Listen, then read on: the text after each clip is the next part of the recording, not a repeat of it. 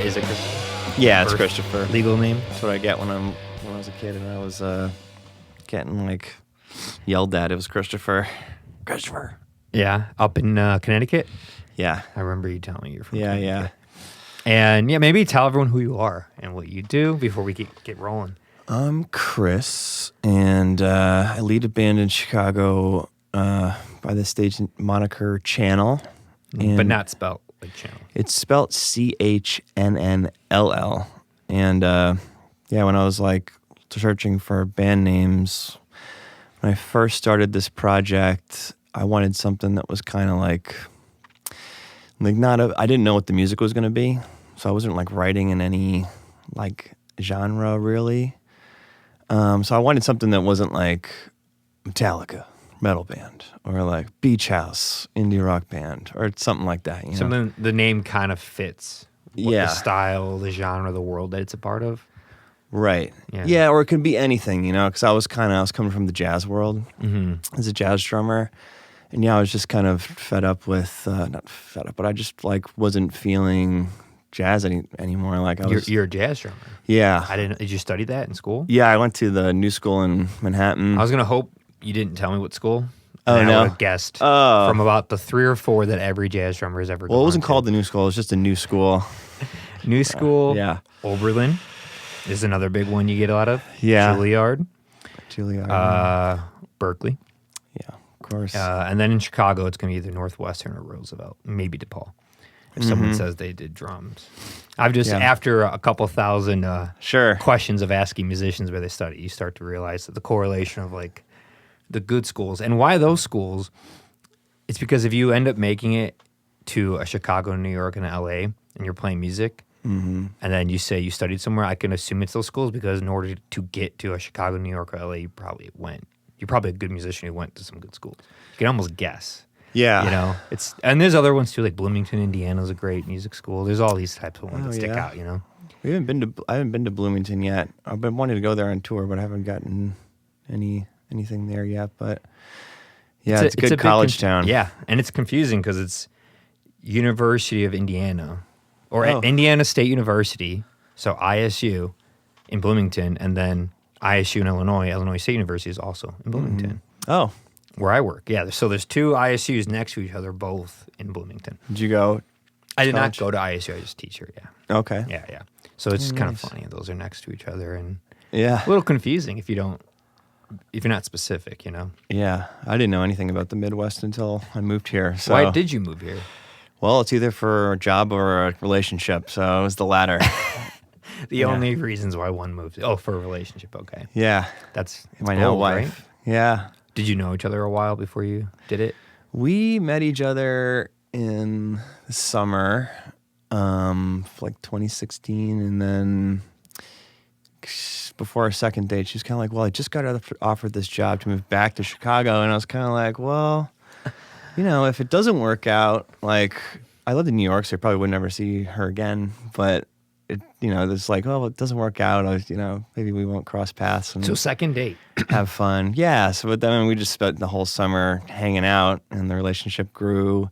She went back in September and then I started taking some trips out to Chicago and they became longer and longer. And then I just kept hearing Chicago on every like podcast and on the news. And I was like, I got to move to Chicago, I think. Best pizza. You know? No. Yeah. You know what's funny? Yeah. I'm not going to go into too much detail about it because it's quite personal, but I had the very similar experience, but the opposite way. Chicago to New York. I was going to do a New York thing for a bit. Yeah, in 2021. Similar thing. Didn't know the person long either, but it was a very strong connection and foundation, relationship that built. Yeah. They moved back to Brooklyn. I'm here. So I started going back and forth, but it ended up, it was bad timing, honestly. Yeah. But yeah, similar thing where I did not know them long. Did everyone think you were crazy? Everyone thought I was crazy. Yeah. Yep. You're like, it's not going to work. Yeah. Man. What are you doing? You don't even know them. No, trust me, it was brutal. Yeah. And yeah, similar thing, but from Chicago to New York. So when you said that, I was like, oh. Nice. I haven't heard this story in a while. Struck a chord, huh? Yeah, a little too much. Yeah, we were in Brooklyn, actually. So we're in Brooklyn. I was in Gowanus at the time, but she was in Brooklyn Heights. Okay. And I actually lived I don't know how well you know that area, but I lived The Heights is kind of like, it's a hill. And I live at the bottom of the hill on Atlantic Avenue. So it's possible that we crossed paths at a bar or something at some point. I didn't go there. But, I probably have spent a total of like 1 month there. Okay. I went to a handful of bars. The venue I went to last time I was there to see some friends play was Union Pool. Yeah. Union Pool. So that was a cool spot. It was weird. Very indie in the performance spot and very tech finance in the bar spot. Oh, really? You know what I'm talking? Have you been there in a bit? I was always drunk when I was there, so I don't really like. I don't know. I was kind of like with the people who I was with, so I always thought it was pretty hipstery. But maybe that is tech then. I don't know. But in New York, how does one survive unless they are a software engineer? You need to have some kind of money, right? It's expensive. I mean, you live there. It's not. It makes Chicago look like a middle of nowhere suburb. It's so affordable here compared to there. Obviously, you make more money there, but still, that's funny. Yeah, no, I remember going to Union Pool. I saw some friends, Work Wife, OK Cowgirl, like indie bands from Brooklyn, cool bands. I was there filming bands actually. And taco truck in the back. Taco truck was those tacos were good. I had some tacos. It's funny you said that, and it was so packed there. It always was packed. It was a Saturday night, and it was packed in every room, every section just filled. Yeah. But I noticed the further you got from like the venue and you got to like the bar spot, inside it was a very different hang. And I was warned about that by them. Yeah. And then I didn't believe it because I was like, we have a bunch of those in Chicago. And then I was like, oh, this is different, big difference. A little more intimate. Just packed with people who did not look like they were going to a concert to see local indie rock bands. Oh, yeah, sure. Yeah, well, the venue was like in the back, kind of, in its own thing. There's like a little bar back there, I think. Is a small one in the venue. I can remember. Correct. And then, but it was pretty cool. Decent I liked it. I really like New York. Yeah. It's insane. It's just, it's on another level of intensity and space and busyness. Yeah. Dense. I just can never afford to live there. Like it's just impossible. To do the back and forth thing is too much money. That's mostly why it just didn't work with that situation as a financial thing. To try to go back and forth, but not both be in one place. But like, yeah, it's hard too. Like if you're trying to start a new relationship and you're kind of like, you'd have to sell your apartment or stop renting an apartment there, so there's no safety. You're like, what am I just going to be stuck in New York or Chicago? Yeah, it's hard. It's a big risk, but I'm glad it worked out for you. I mean, you have a kid, right? And so, I was able. Yeah, it really worked out. Almost three kids. Wow. So this happened in what year did this happen? Well, did we meet? Yeah, that was like 2016. Okay, that summer. So it's been a bit. Yeah, and then it was kind of like a lot of back and forth on, like, so like 3 days and 2 weeks and 2 months, and it's good. It was a good change because I mean, I just needed to get out of New York, maybe. Why is that? And I don't know, like it was expensive, and it was just I needed a change just in my life, I think. How did it feel to leave the epicenter of well, I'm doing air quotes for those who can't see. The epicenter of art and culture and music in America, in North America, maybe in the world, New York City, for a musician. Yeah. How did it feel like to leave that and go to like, Chicago's got a massive market, but when people talk about it, they will say like New York, LA, Chicago's, third, fourth, fifth on that market. So how did it feel to like go from this place where people, they hear the word and like, oh, you're from New York, you're in a band in New York City, oh. Yeah. To like, oh, you're in Chicago, cool. Are you ever going to try to like go to New York City or LA with that band? That kind, or Nashville or something? I kind of felt like I was, if you can make it in New York, you can make it anywhere. I suppose that's true. But I was also kind of like, there's so much going on that it's almost like you have to make it somewhere else, and then maybe you come back and play like Webster Hall, and then move up from there.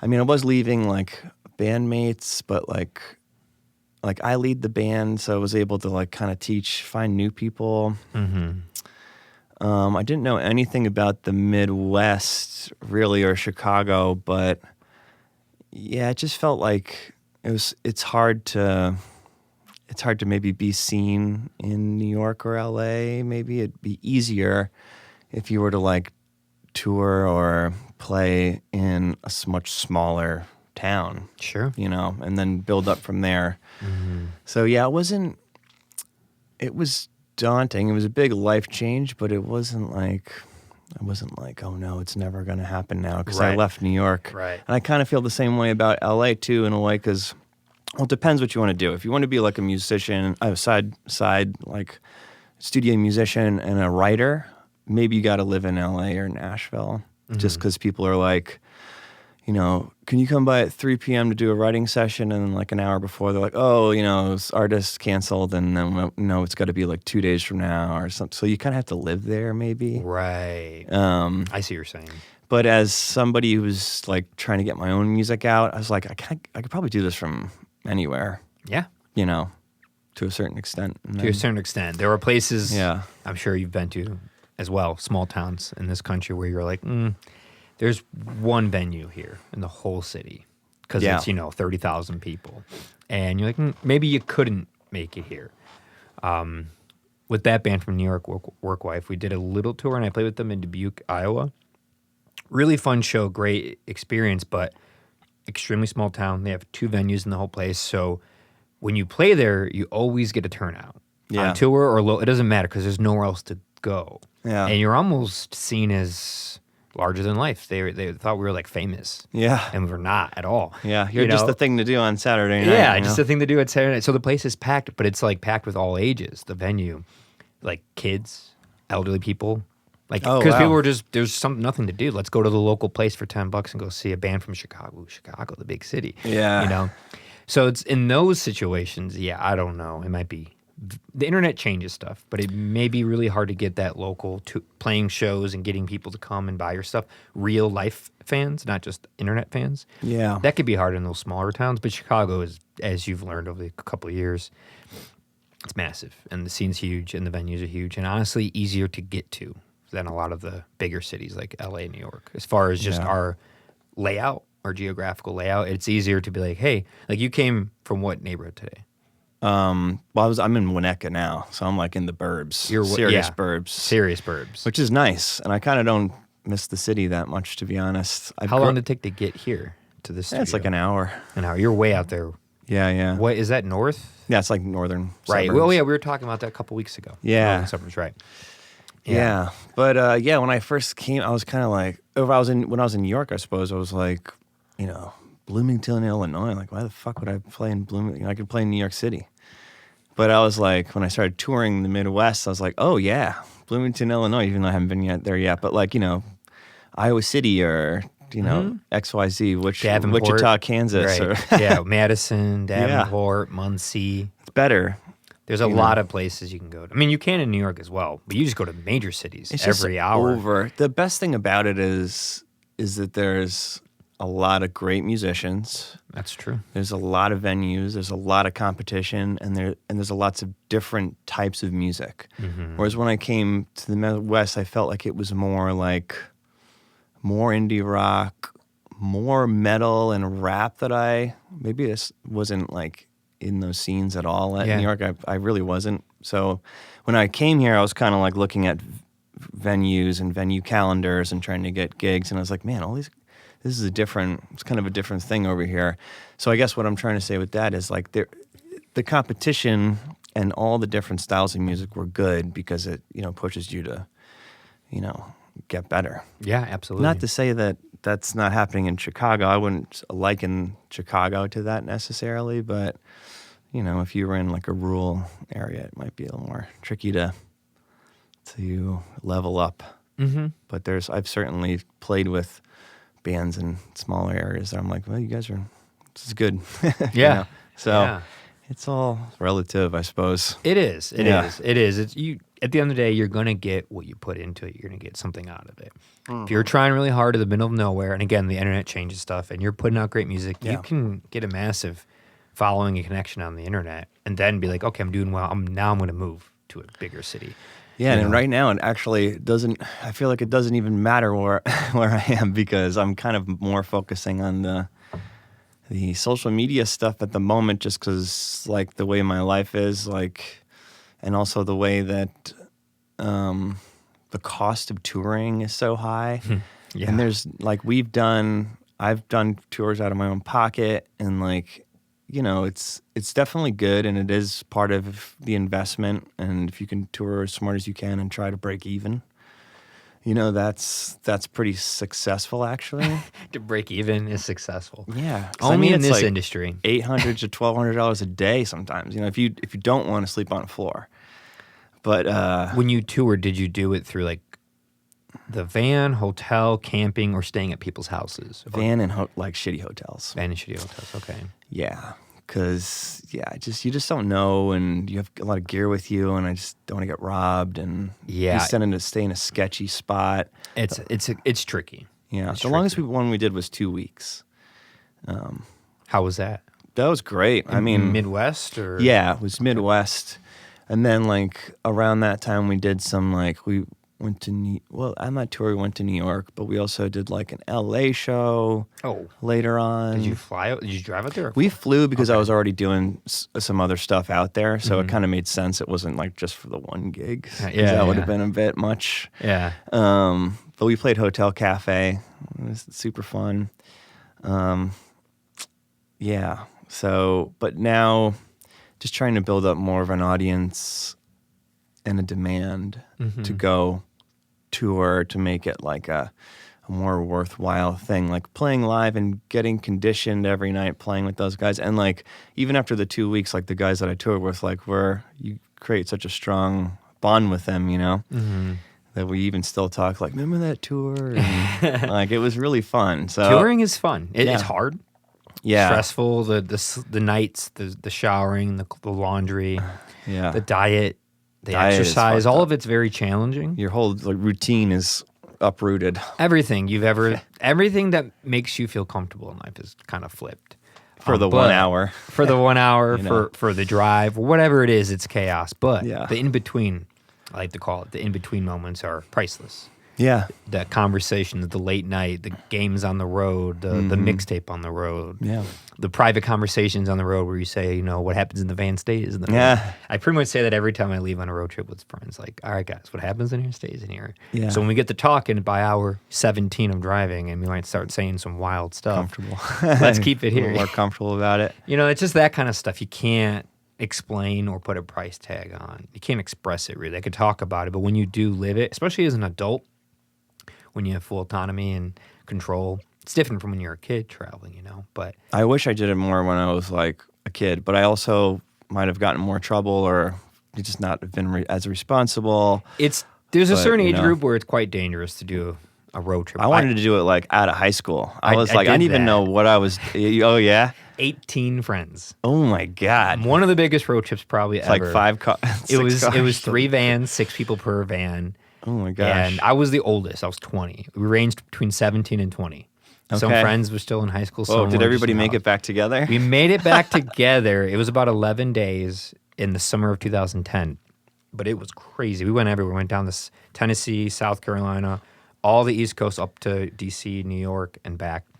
But it was wild and dangerous because we were dumb. We were racing on the highway, throwing bananas and avocados at each other on the highway, going on the shoulder to pass each other up like dumb. We'd have races, you know. Then we'd see some sign and then follow it and take us off, like dumb stuff that I wouldn't do now and stuff you don't do as a kid because your parents in control. Right. So there's that sweet spot where you should go do it, but be aware it can be dangerous. When energy is probably the best thing. The energy and not as sore the next day. Oh yeah, no soreness. No back I wasn't problems. Tired, nothing. Eating bread, sleeping on roots in a tent. Yeah, you know? That's pretty cool. Did you ever do camping for touring at all? No. That's an affordable way to do it. No, that's a different ball game. Everyone needs to be good at it and like comfortable with that, but it will be more affordable. Just because like you're already breaking down and setting up, and it's why I said everyone needs to be good at it. Yeah, right. It's like did you ever see a really, really proficient drummer set up their kit like super fast? Oh yeah, me. Right. Oh yeah, sure. No, I'm just kidding. Sure, but yeah, you're like, well, you know where everything is, and you do it quickly. Versus a new person takes your a while. routine. It's the same thing with a campsite. If you're with 4 people and everyone's done it and everyone knows what to do, you could be set up in 10 minutes. Especially if it's one night, you're not setting up camp. You're setting up a tent which are easy to do nowadays, not like the old ones. A cooler that's already in the trunk with food anyway, and you throw your sleeping bags and pillow in there like you would at a home or someone's, at a hotel. Yeah. So the time is all the same if everyone knows what they're doing and they're comfortable, but you can find, if you have the ability to park at state parks, I think you have to pay like a fee, like a federal fee or something for it to go to all the parks. It's not much. It's like $80 for a whole year. Yeah. You could camp at these places for like free or $5. Oh, and wow. It's like a legit safe campsite. It's going to have a bathroom. Yeah. Going to save you money for sure. So much money. I found B&Bs to be the best. Breaking in. Oh, I think it's a B&Es. No. Breaking and Bacon entering. enters. You sneak in at night. Find a good neighborhood and but because you could possibly get like $80 a night spot, and then there's a kitchen. You have like coffee and whatever. So that was better than a hotel usually. Yeah. Any of you stay at friends' houses or anything like that? Not so many friends that I didn't know anybody. Right, because you were new to this area, so you didn't have those connections yet. Like I'm sure if you were in the East Coast, you probably knew people in different parts. Connecticut, Massachusetts, New York, Philly. Not even that? No, man. It was like I knew people where I lived and that was it. Oh, wow. But I think people would offer like, you could stay at our place. I was like, yeah, but we already got, I don't know. Like I don't really know you that well. Or what does your place look like? Like what kind there's some places you stay and you're like, ugh. Yeah, no thanks. I just chose safety over. Maybe if I was like 21, I would have been like, whatever. Yeah, let's do it, man. So I had more. You had more of that attitude. You got to tour with like a bulldog. Oh yeah, there you go. You could just stay in the van too while you're while you're not there. Yeah, to fend off intruders. Mm-hmm. Yeah, touring has got to be very different from like an all like boy band to an all girl band as far as like just staying at people's houses. Oh the type of trouble you might find yourself in. Yeah, that's a whole different. Deal. Yeah, that's probably why I never was afraid to just. Some random person you meet once is like, oh, if you're ever coming through Madison, come stay at my place. As a adult man, I'm never really like that scared. I mean, I guess I could be, but it's just like you're a little less vulnerable, Yeah, and it's like an artist, young person inviting me. Like, they don't look threatening or scary. It might be a dirty place, but hey, it's free. Right. Yeah, that's different from like, I know a guy knows a guy who said you can crash at his place. You're like, crash at my friend Dave's place. I would like to at least have Dave's met a crackhead. Yeah. I want to meet the person and size them up a little bit beforehand, just kind of get a feel for like how they live. Are they going to be up all night doing coke, or are they going to like go to bed and give us like blankets and pillows and say goodnight? What kind of host am I going to have? The more you tour, I imagine you find more people that you trust. Maybe older people too that have like a nicer place. And well, the best way I've learned is just by staying at houses all over the country. Is if you establish you work with them maybe once or twice, like us, we work together. Say you still lived in New York, we work together, podcast session. I've gotten to know you. Yeah.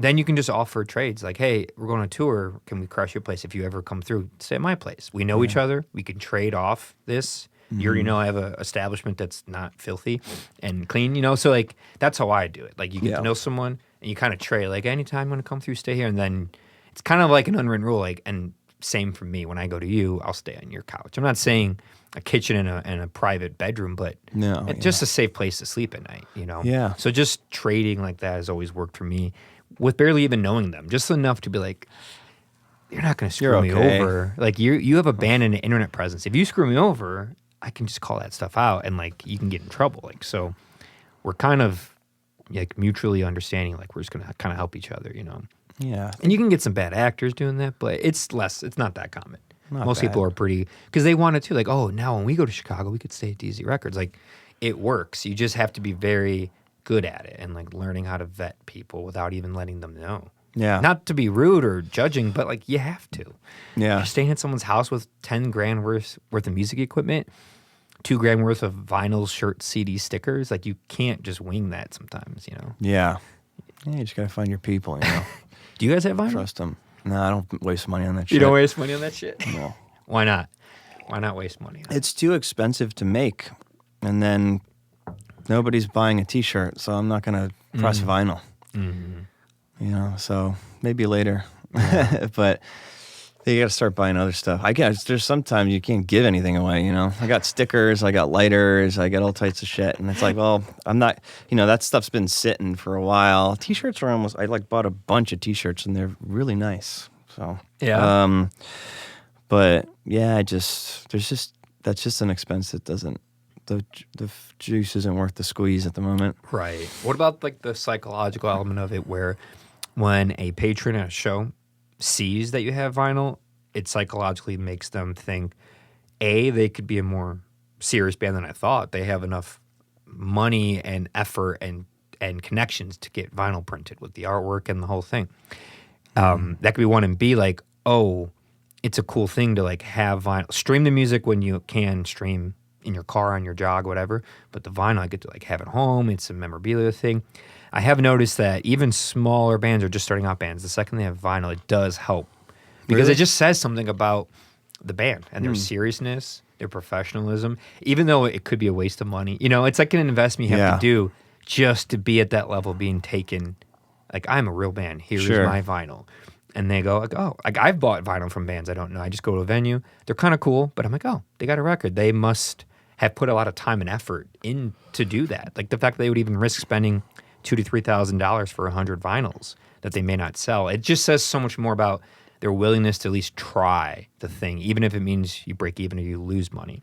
Mm-hmm. Now, I'm not necessarily saying that's important to the quality of a band or anything like that, but for those who might not know, and they're more of just music lovers, and they don't know all the stuff that you and I might know about the industry, they could just see that, and that could be the way that they go, ooh, more legitimate band. They might not even say it. It just feels, you know, they feel it. Just like when you see a band with anything like shirts, CD stickers, anything helps more to be like, okay, they're like for real, like they're doing this. This isn't just like a cover band who's doing a one-off show once in a while. Yeah, you know? I kind of hope the performance is good enough. But I mean, I would, if I had it in the budget. I feel you. Maybe. There's only like so much room, you know? Yeah, absolutely. So I'd rather spend it on the other things for now. Yeah. But if people were like, if we had a really good attendance, and I was like, all right, you know, I would put more money in the merch. But I'm like, I got to sell what I got to get more. You know what I mean? Yeah. But T-shirts and stickers and lighters. I have CDs, but I mean, like one person asked for a CD at a gig who like loved CDs, and I saw his Instagram, and he like always reviews music, and it's always a CD. So I got like, you know, 30 CDs printed or whatever, like just a small box of them. So I think I sold like 5 of those, and I was like, you know, I'd rather put the money towards something else. Yeah, CDs are a bit hard right now. They're not cool. It's cool looking, even if you don't have a record player. Having a record may look cooler than having like a piece of plastic on your. It looks cooler. Lasts longer. CDs don't last very long. Yeah. I just had this conversation / debate yesterday with my students about what medium they enjoy more, like analog or digital. And I couldn't get the best answers, but a lot of students, for some reason, were stuck on CDs, which shocked me because they're like 20 years old. And I was like, you guys are way past CDs Everything's being in cool. like a 20-something plus year cycling. Well, I mean, my theory as to why is just a financial thing. They're broke college students, and CDs are insanely cheap now to get because they're, with what we have, they're like old school and outdated and kind of garbage compared to the technology of streaming WAV files on like lossless audio and Tidal and Apple Music. You know, Spotify's still behind with that. Yeah. The fact that you can do that, or you can buy the vinyl and get the WAV file download from Bandcamp through it or their website. There you go. So now you have the analog medium at home with your friends, your partner, whoever, to intimately digest it. Yeah. You have the WAV files on your computer or phone for when you're in the situation where you want to listen to like the highest quality audio ever that you paid for and supported the band. Or you have the streaming for when you're mobile, in your car, on a walk, at a party, on a boat. Doesn't really matter. And that's what's the cool thing about 2024. You can have the best of literally everything, the most convenient. But CDs don't fit in there at all because cars don't have them anymore. Who has a CD player at home? Who even has a sound system besides, you know, a Bluetooth wireless, right? Yeah. That was, remember like 8 years ago or somewhere around there, it seemed like tapes were really big. And I was like, you don't have a tape player. Tapes, they came back in the same way as vinyl around the same time, it felt like, to the best of my experience and knowledge. But they don't have, again, the size the material, the fidelity, because tapes get even worse as you play them. Vinyl does too, but tapes... Maybe you can still get one of those like old library tape, like the handheld ones. Yeah. On Amazon or something. Probably a thrift store. Just go to a thrift store. You'll find a tape deck, tape player, own boombox. But yeah, they don't have the size, the fidelity, the images, the lyrics, the production credits, all the stuff that is fun about a vinyl. Yeah, they are cool. But they do have the intention cassette of like you got to go over and flip it and you got to rewind it. So you have to be active. Listen to the whole thing too. An active listener, correct? Yeah.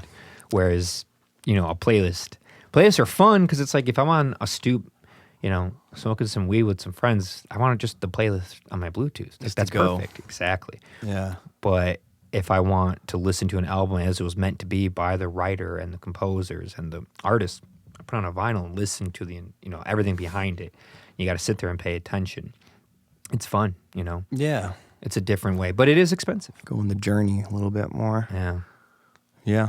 Yeah, CDs are interesting. I still am blown away at how people get them made and how people will kind of buy them, as you've been learning. Because not a lot of people can play them. Like, what are you going to listen to it on? Who has a CD player? Yeah. They're not common at all. Yeah. Probably less now than vinyl players. I've been to more houses where someone has a turntable than they do a CD player. It's more cool, more interactive, I suppose. Yeah. You do vinyl? You got any vinyl? We have one, and I've like bought vinyl on tour, but I don't ever spin them. So it's more like a look, or like a souvenir. Like that's basically what you're saying. Like it's you go to a show and they may not have that player, but they have the souvenir, and it's almost like a little poster or something you can put on a shelf, and it's cool. Yeah, it's just more people come to those channel shows, and I'll get you vinyl.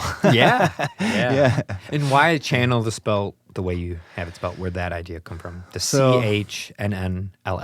Yeah. Channel. So I wanted to, going back to choosing the name, I wanted something that was kind of personal, and I liked just like a 1 or 2 letter name. I was thinking about just using my own name, but I was thinking about family names, and on my dad's side, his mom's last name was Channel, and it's pronounced Channel. It's like French Canadian thing.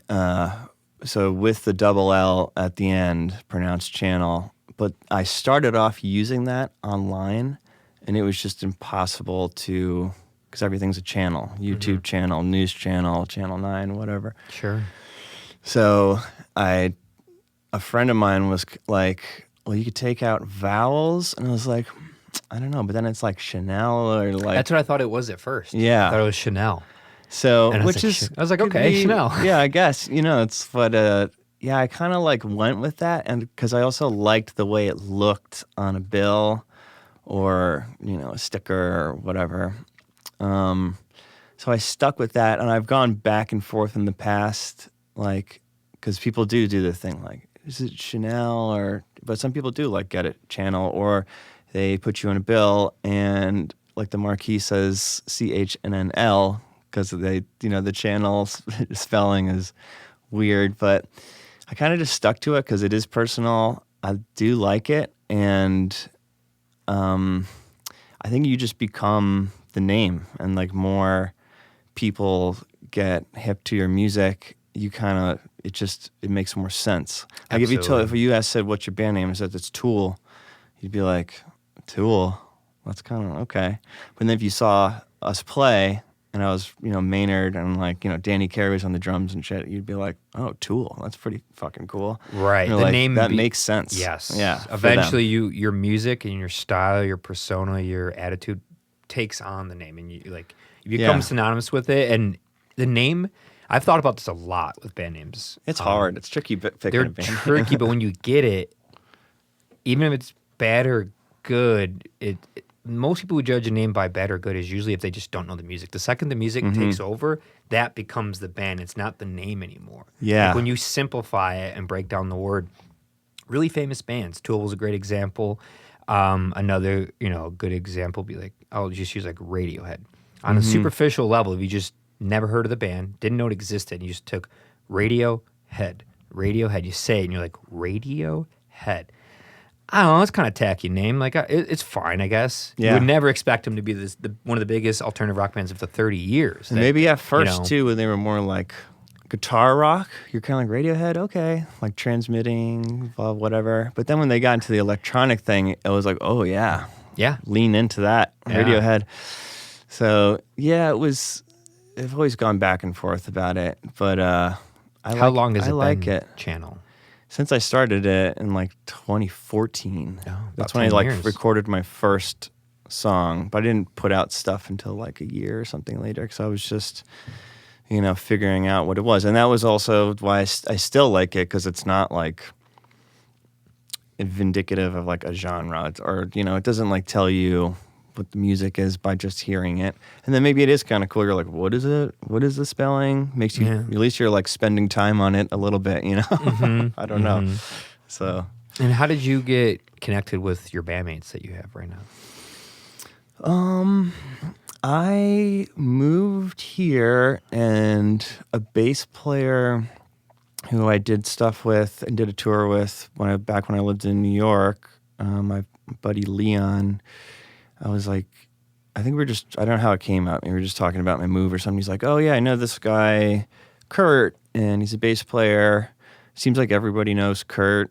Even like he knows my old boss from this drum store in Times Square. Shout out to Steve Maxwell's. But yeah, Leon, drum store in Times Square. Yeah. You worked there? Yeah. That must have been something else. It was pretty sick because a lot of the guys who were touring around or whatever would come to the store and like try out cymbals or, rent drums or What years did you work there? I only worked there for like 2 years, and that was around like 2014, 2015-ish probably. Oh, I must have went right past you. I was in Times Square in 2015. Okay. Might have walked right past you while you were at work. I walked past a lot of people in Times Square. Yeah, I'm sure you had a couple 10 million people walk past you. It was a bad commute. Oh, it was annoying. I bet it was awful. Gotta get like past all the M&M costumes, Spider-Man, people doing naked flips. Cowboy. Oh wow, yeah, it was great. It was a cool job though. But yeah, he was like, I know this guy Kurt, and he's in a Blue Water Kings wedding band here in Chicago, and they do this prospective client night at Chop Shop. So I went there, and after they were done, or when he was setting up, I was like, hey, what's up? I'm Leon's friend, and then we chatted, had a beer. I got his email. And then after that, he introduced me to somebody. And then I just like, one person introduced me to the next person and et cetera. Kept snowballing. And I tried people out, and as I did in New York. And then it just eventually settled on the guys who came here and did the session the other day. And those are the same guys that we did that like 2-week tour with. So, except for the drummer, that was the first time we played the thing with him. We had like a run rehearsal, and then and then he came and played. Wow, that was cool. He was good. Yeah, he's awesome. He's jazz background, so he's got that. We talked about. We have a lot of same classical music, jazz friends. Yeah, a lot of the same ones. I had nothing to say bad. I was just like, that's it. That's the part. So it was good. I just finished. I was just listening to Kick Andrew. It today. Kick It. Yeah, I was sending you like all the files, right, literally right before you got here. Yeah, thanks, man. Yeah, I got them. That's funny. Yeah, but yeah, that song's really catchy. Thank you. It's funny every time I was listening to the guitar riff, from what's his name? That's Ben. Oh yeah. Oh right, two Bens. There you go. Every time he played, when he was done, I was always like, I wish he was doing something else. It feels so. There's like a void over there. Yeah, that's his. He's cool because he's like, he doesn't need to play a whole bunch of guitar. Like he's cool at being like the noise hooky guy, and especially for that song, it's that was originally a synth part in the recording. Yeah. But yeah, it sounded good on guitar. So. Yeah. So the synth stuff. Does every song have things we will trigger? Or just some songs you'll trigger like a synth or a backing track? A lot of them have. I'd like the majority of them do have some backing track stuff. Because it's probably part because I'm in the studio by myself with an engineer usually, And I'm not really, so it's not like a band performance where it's like a limited amount of things. And I suppose even if a band goes in, they can add something that's not, that would be like 6 members on stage opposed to 4. Yeah. But I'm not really thinking about like when I'm there, I'm just like who's going to play what on stage. But yeah, most of the stuff is, and it's cool and it sounds good, but sometimes I kind of miss the like looseness or fluidity of not being beholden to a track. I was just going to ask you about that. Because then I can be like, because it's live. You should have some freedom, right? It's fun to just be like, I don't want to play that song next because the crowd isn't like, I think this will work better. Mm-hmm. Or, you need something to wake them up or slow them down or whatever. Mm-hmm. Or even improvisation within a song. Yeah, like take it out a little, like extend the intro if you want to. Slow it down, take it out of pocket. Yeah. I always wondered that. I'm glad you're here to ask because you directly do this, how you feel about that. Because I'll tell you how I feel first. I have no problem with backing tracks. I work with bands all the time that do it. But personally, for me, when I want to play music, it's along that concept that you brought up where it's like, I want to just be free. I don't want to hear anything. I don't want to hear clicks. I don't want to hear anything. Yeah. So I want to be free and just like play live. All that production stuff and click stuff, for me, I'm like, that's for the studio, that's for the album. But when I'm live, I want to feel live and have that flow. And if I play a weird riff, I want to be able to extend it. And I'll look at the drummer and him and I will like go longer on a guitar solo. Because we just felt like it. Because we just had that chemistry. And that stuff's fun, but I wonder how do you feel? I mean, you kind of just said how you feel, but I want to hear more in depth about, like, if you like that about live, then why do the backing tracks? Well, I guess it's a two-sided thing because it's, you can plan for within your Ableton session or something like, let's extend this because I want to maybe talk to the crowd during this time. Mm-hmm. Or, the drummer who's been playing with us the most, Dave, is like really like, he's technical brain. Mm-hmm. He likes to dig into all the stuff that I don't like to think about. Yeah. Like I don't need to have a piece of equipment to write music. I think it sometimes like fucks up the process a little bit. I just like feel like that's something else I'm not fluid in, and I haven't taken the time to think about it more. But within terms of like a live show, like there can be cool stuff that happens within limitations, but you can plan for it, like I said. But yeah, I miss sometimes not having all that stuff, and maybe you take away Ableton and do like an SPD pad or so, I don't know, whatever works easier to like stop, start, and rearrange things. Mm-hmm. If somebody's really good at it, like they can do that. Sure. I'm just not. I need somebody who's really good at it because I'm not. Usually the drummer controls the that. Drummers, yeah. He's sitting down. He's got handful of sticks, but I mean. Well, you're more focused on also like talking. Yeah, singing, it's different. Portraying people. Most eyes are on you. Yeah. Front center. You're the singer. So like you got some other stuff besides singing and playing guitar to worry about. Yeah. The drummer's like the drummer, in my opinion, is the director and the conductor of a band. Not that your role's not important, but like the way that when it comes to like the actual musicality, it's like production manager, kind of. They control stuff. They control the rhythm. You can mess up guitar riffs all day in the middle of a song. Very few people will notice. You mess up a drum fill. Oh yeah, everything's fucked. Everyone notices. Yeah. Everyone notices. Yeah. I mess up all the time. No one says a word. In fact, I don't say anything. That's why you don't point it out. Yeah, nobody knows. Nobody knows the song as well as you do. PSA announcement for those. First of all, if I realize we kind of went into talking about backing tracks without explaining them. Not everyone knows about that stuff. But I guess you could explain. You use them. Well, you might be able to do it better than I can. But I mean, it's when you record something in the studio, you might have like a synth part or something that can't be played by one of the band members, or it sounds better as an extra layer on top of what the band member's playing. Sure. There's also like the in-ear monitoring system itself. Those backing tracks in the system work hand in hand. So usually you have a stage monitor without this in-ear system. If we weren't even talking about this, you would have a speaker pointing towards you on stage that gives you your vocal and your guitar, whatever you're playing. So with the in-ear monitoring system, it's all in your ear, and you can control the mix so it's not too loud, it's not too soft. And within that system, you're also, if you choose to, you can hear some of the backing stuff, cues to tell you when a section's coming up, stuff like that. So it's really just stuff from the studio that you may want in the live performance, but it has to stay to a grid. So in order to play in time, so when that thing happens within the song, like you're at that part in the song. Right. But how often do you guys ever drift forward or backwards? No. I mean, we're pretty steady on the click. Nice.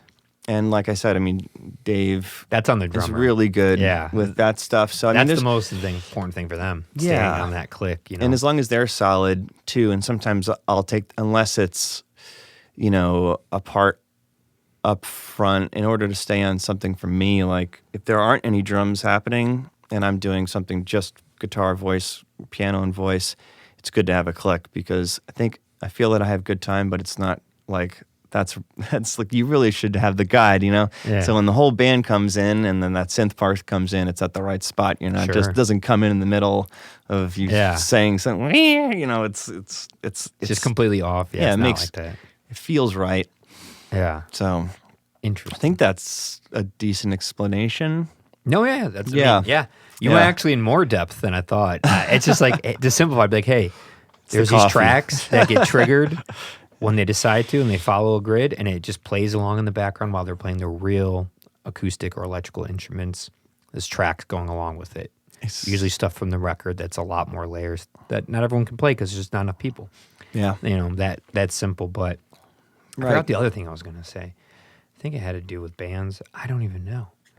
But yeah, drummers, they control the music. If they can play on time, then you'll be on time, because you're only following them. Even if it's in your ear, you're still following them. They have so much more power. A big thing I've noticed with clicks that's tricky, and it's more of a health issue. To hear the click, it has to be blasted, because it has to be able to get over a drum kit, which is quite loud, over amps, bass, guitar, singing, crowd noise, acoustic noise in the venue. A click has to get above all of it. To do that, you got to blast it. And usually they're at a higher pitch. Yeah. So you can hear them cut through. But that could be quite harsh on the ears. Yeah. When you're trying to hear it over everything already. Already the music is already dangerous for your ears. And then you add something that's going ding, ding, ding, even louder. Yeah. I always wonder, that can't be good for your hearing over time. I always wonder, like, how do you deal with that? Because it's got to be, you probably notice it after a show, like, that click was to hear it. It's a little like counterintuitive, because like you want the in-ear monitoring system so things can be a little quieter and you can hear yourself better. But if things are too loud, then they're really loud because they're shoved into your ears. We had like a 3 or 4 run thing last spring, and the monitoring system was like not working correctly, and we didn't know what was wrong, and like it was sending signals to different people's packs, and like so we were like scrambling and holding up the show this one night, and I was like, fuck. And but there was times where it was like really, really loud, and I had to like take the things out of my ears, and I was like, I can't do that again.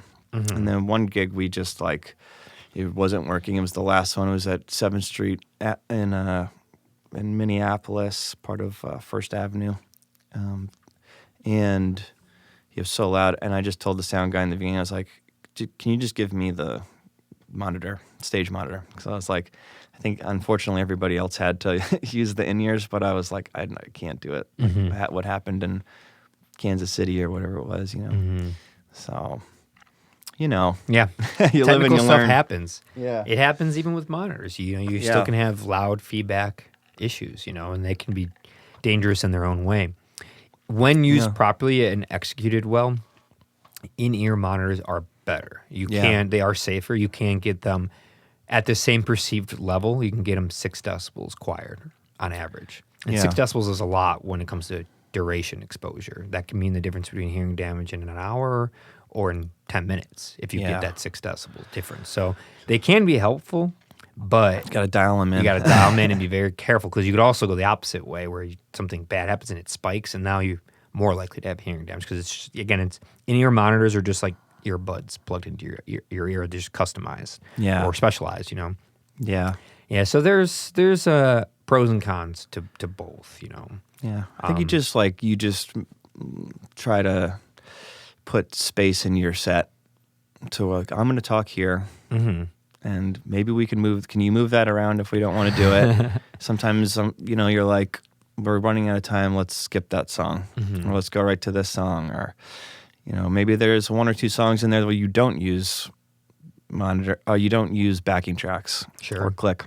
Like the second song we did, didn't we? Yeah, there was nothing there. Yeah. So, but we played there was a click in the drummer's ear, so it would. Yeah, so okay. Right, there was just another backing track. Right. Yeah, so then that's on it's on him. Well, it's not on him, but I mean, like everybody should have a good time. But I mean, like he's the maestro of tempo there. I suppose. Yeah, he's the ultimate. And when you guys do your albums, how many albums do you have? So I did one called The Test that was that I recorded in 2020, and that came out 21. And then I have and then before that, I released a 6-track, from the ground up, 6-track EP, and then a slew of singles, and then this album, The Test, that was released in 2021, and then the songs that we played are off a 13-track album, but I chose not to release it as an album. So I've released 4 of those tracks since they were completed, and I have the rest that I'm kind of sitting on, and I'm just doing like 6 to 8 week release of just a ton of singles. Yeah, and then they'll eventually be in an album. Okay, but as it stands, it's like nobody's waiting for an album. I don't want to waste. I want to play my cards close to the chest. Yeah, and pick the songs that I think best represent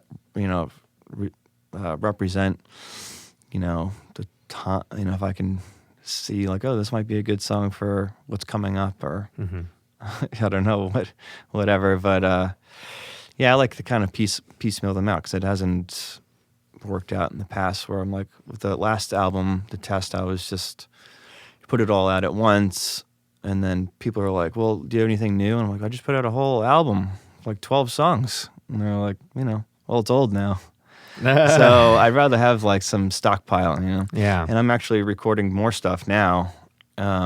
So I hope to, with these past recordings, the 13, that's like 32 songs in my catalog. And then I want to get to like, I don't know, in the next year and a half, like if I can get to like 50 or 60 songs, that'd be good. So. Do you like the single release, or would you rather do an album? I like the single release because I've focused a lot more on the marketing than I ever have, and just kind of creating some kind of online community, and every release kind of learning what didn't work, learning what worked, getting better in general, and I think something, people, feel it's a drag too to like post on social media and like put yourself out there. But in a sense, like if you can do it in a way where you're killing 2 birds with 1 stone, like, yes, you're promoting yourself and stuff, but you're also like figuring out how you want to present yourself to your audience, who your audience is. So you're learning how to do that in the midst of marketing yourself. So every single gives me a chance to kind of like dig into that a little bit more. And, maybe you market one and it doesn't hit until like 2 or 3 years later for some reason, I don't know, but you try, try as hard as you can, to get it down, get it into people's ears. I almost said down their throats, but, sometimes it feels like, listen to it. Yeah. It's good. It's hard. I know there's a billion other good things, but this is good too. There's a lot of, you have to just find music lovers that are patient, that enjoy just like really digesting music, different things. Yeah. They want to take their time with it, not just, all right, I'll throw it on a playlist and maybe it'll pop up. And respond to them, and also like, don't get bummed out if it's 200 views. You can tell I've spent a lot of time on TikTok. This is all but it's like, because that's 200 people. I mean, you could spend $1,200 to go to Kansas City and play a show for 20 people, but none of them may stream your song or do anything. Yeah. So then you've spent all that money and wasted all that time. I mean, you haven't necessarily wasted time because you're getting better at your craft by playing and the experience of touring, but, I don't know, like what. Eventually it does start to feel like a waste. Yeah. Like, you definitely get 1 or 2 tours you can do where you don't make anything and you're playing in front of nobody, but you can't just keep doing that if it's not. Well, if you put $1,200 in an advertising budget for like 1 week, oh boy, I mean, that would be way more impactful than gas money. If you put $1,200 into an advertisement on Instagram, oh my God, you would probably gain thousands of followers just from that advertisement. Instagram is nasty when you promote things. I've always get the nastiest comments. I don't even know if serious I could trolls talk about how I feel about Instagram so right nasty. now after what we were talking about earlier. Oh yeah, I don't know if I could say what I want to say because this is going to be on the internet and I'm probably going to get like flagged and taken down if I actually tell everyone how I feel right now about Instagram. Yeah, let's just say go on my Instagram and notice I haven't posted in 10 weeks. Yeah, and try to figure out why that happened. Yeah, sometimes it's nice to take a break. Forced or otherwise. But I liked it until like week 5, 6, because then it was like, okay, this is too long because now it's just piling up and I have messages I have to respond to I can't get to. Yeah, most of the people I reach out to is through it. it. Most people I get in here is because through Instagram. Yeah, it has so much to show for what I do. I've been doing it the most through there. And then I post on everything, but I always post through Instagram. The posts go. Sure. But being able to get back in after this long, it's not fun. Yeah. The first couple weeks were great. I was like, I felt so free. I was like, just way less stress. I didn't go on anything. Like, no, I don't know what was going on. It's nice. A lot of stuff happened, and people were like, did you hear? I'm like, I don't know what's happening out there. You realize when you're on social media and you don't watch the news, you don't know what's going on. Yeah. A little more free real estate in your mind for other things. Oh my God. It's a delicate balance knowing what's going on in the world and not knowing, because yes, it's important to have somewhat of a grip on reality of what's happening. Mm-mm. But at the same time, when you realize quickly you can't do literally anything about it and it's just extra heavy weight on you, it's hard. It weighs you down. It makes you stress out and worry about stuff you can't do anything about. Now, if you really want to do something about it, you got to start with things you can't control. You, your partner, your family, your home, your block, your neighborhood, your town. Sometimes you can control your partner, but you know what I mean? Like things you can actually do something about. No, I know what I'm just kind of playing. But it starts there. I can't change the Middle East and East, like Russia and Ukraine. Literally, I can't do anything about it. No matter what I do, Ben Arguelles is doing nothing about that on a grand scale. I could talk about it, and that's helpful, but being obsessed with it every day, first of all, death and destruction goes around every day, everywhere on this planet. That's nothing new. We just now have access to it. Mm-hmm. So always knowing about it, you don't have to, because you could just assume it's happening, sadly. You don't even have to learn about it to know, like, right now, bad stuff's happening on this. A couple miles away, bad stuff's happening. I live on the south side of Chicago. Yeah. So I focus on that stuff. I focus on Chicago. I can actually do stuff here. I can put on an event to raise money with music because I know all these musicians, which I did for 10 years. Because I can actually do something. I can't do anything about the stuff across the seas. I'm not a general. I'm not a president. I'm not a billionaire. In fact, I have next to nothing. I can't do that, but I have art and creativity and a community in Chicago, and we can do stuff here that can have impacts globally, but you can't change that stuff. So limit your time. What's up? Just limit your time. Limit your time. Be aware of that. Be aware of it, that you can do good, but you probably need to keep it close to home, like realistically. I could do better at my job. I could do better in my family. I could do better in the neighborhood. I can clean up more, litter less. You can do that stuff. That's real. You can't. Yeah. You're not doing anything to Putin. I hate to break it to you. None of us are. If the government hasn't already, why would you be able to do anything to these people? Just vote. Just that's vote. What you can do. Keep your ear to the ground. Unless you want to get into politics or something. Oh, God. I don't know if I could trust somebody who wants to get in politics. I would trust somebody that has a great mind of it, but then at the end of their statement goes, but I don't want to be a politician. Then I'd be like, that's the person. Yeah. I can't trust someone who wants to do it. It scares me. Yeah. I don't trust their constitution of their character. And that's all I have to say about that. Yeah, so long story short, it's good to be informed, but you can't get obsessed with it. It will weigh you down. And I felt a massive weight lifted off me. But now I'm getting extremely annoyed not being able to promote all these bands and clients and artists and podcasts and shows, and it's driving me crazy. I do well with like posting and not looking at my phone all day. That's like, good. Posting this morning I had something like all ready to go in the barrel. I like did it while I was in bed, posted it, and that's it. Mm-hmm. Oh, you post early. What time did you post? Like 6 in the morning. Ooh. Do you notice the early? Did you get more engagement early? Sometimes I have, and I've chased that dragon, and then it doesn't work again. Like I was in O'Hare waiting for a flight, and I posted 2 things. Just like I don't know, this is like okay, but I'll post it. You know, it's not like my best, most amazing post. But like both of them got like 400 views.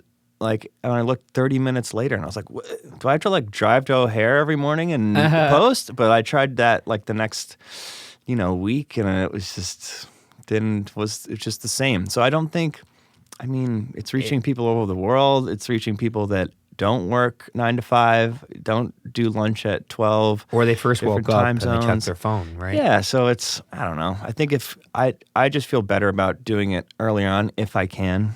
Mm-hmm. Which is not like, it's just like 10 to 20% of the time. Just so I don't have to think about it anymore. Mm-hmm. I just want to like get it done, write music or do whatever else I have to do, or anything else. You have to make it part of the job now. Every artist, musician is now also their social media manager, and it's just part of it. And that's what I tell myself, or anyone who complains about it. I'm like, listen, you're only complaining about it because you're letting it get to you. Like, it's just promotion. Yeah. Just get all the content you want to promote, write everything up, the hashtags, everything, the time you want to do it. I'm more of like 11 a.m. like person, usually Tuesday through Thursday. Weekends, Instagram used to be a lot better at this. They did a lot of funky stuff with their algorithms and paid for views type of promotion. I don't like it, but post and go. Just post it and get off of there. I think it's promote, and then don't. But then if you don't engage, you don't get as many views. You're not liking as much stuff or commenting. That's where they get you. Too. You have to be involved, and I'm not, and that's where it gets me. I watch everything. I just don't like comment on things. I stopped commenting a long time ago because people, just the arguments and stuff. I'm done. I will never get into a public conversation or debate ever. Yeah, you just leave an emoji or something. Yeah, most like 20 accounts. I usually do a heart flame like this. There you go. And I used to do those 3. That's it. Prayer, that's all that cares about the album. Just that. I feel like though, in order to relieve some of that stress, it's like film yourself or whatever doing something that you would already be doing. If you can, if you're just like writing something, playing a cover song. Something that's like serving your day and not just the post. Mm-hmm. And then also if you have like 3 or 4 certain things that you always like to say, just say like, those most successful guys that do that, guys and girls that do that, it's like they have the same thing, but they just use different videos for it. So they don't have to think about like, what's the catchy thing I'm going to say.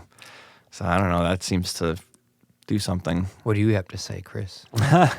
What's your quote of the day? Well, Little Stranger is like, I've been doing, because it's kind of about like, well, it turned out that I didn't even know what it was when I was writing it, but it sounds like it's about like you've met someone new and you're not sure if they're like a good influence on you, but you want to see where it goes anyway.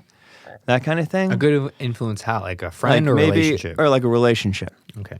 You met somebody at a party, whatever. I don't know. You started dating. So then I kind of start with that. I've a few posts I've started with like, have you met someone, blah, blah, blah, just basically that. And then I think this song's for you. Mm-hmm. And then I do like the guitar solo from Little Stranger that people really like. Or anytime you pose a question, that gets a lot more engagement because it's not just like listen, stream, you're not salesy. kind of like, what do you think about this? And put your song in underneath you talking. Or I asked like, where do you guys find your music? Where do you like to listen to your music? Do you like musicians playing, cover songs on, here or whatever? And people always respond with something. Or like, what song is this? Play like a verse of a song. I don't know, shit like that. Like, who knows what works or whatever, but...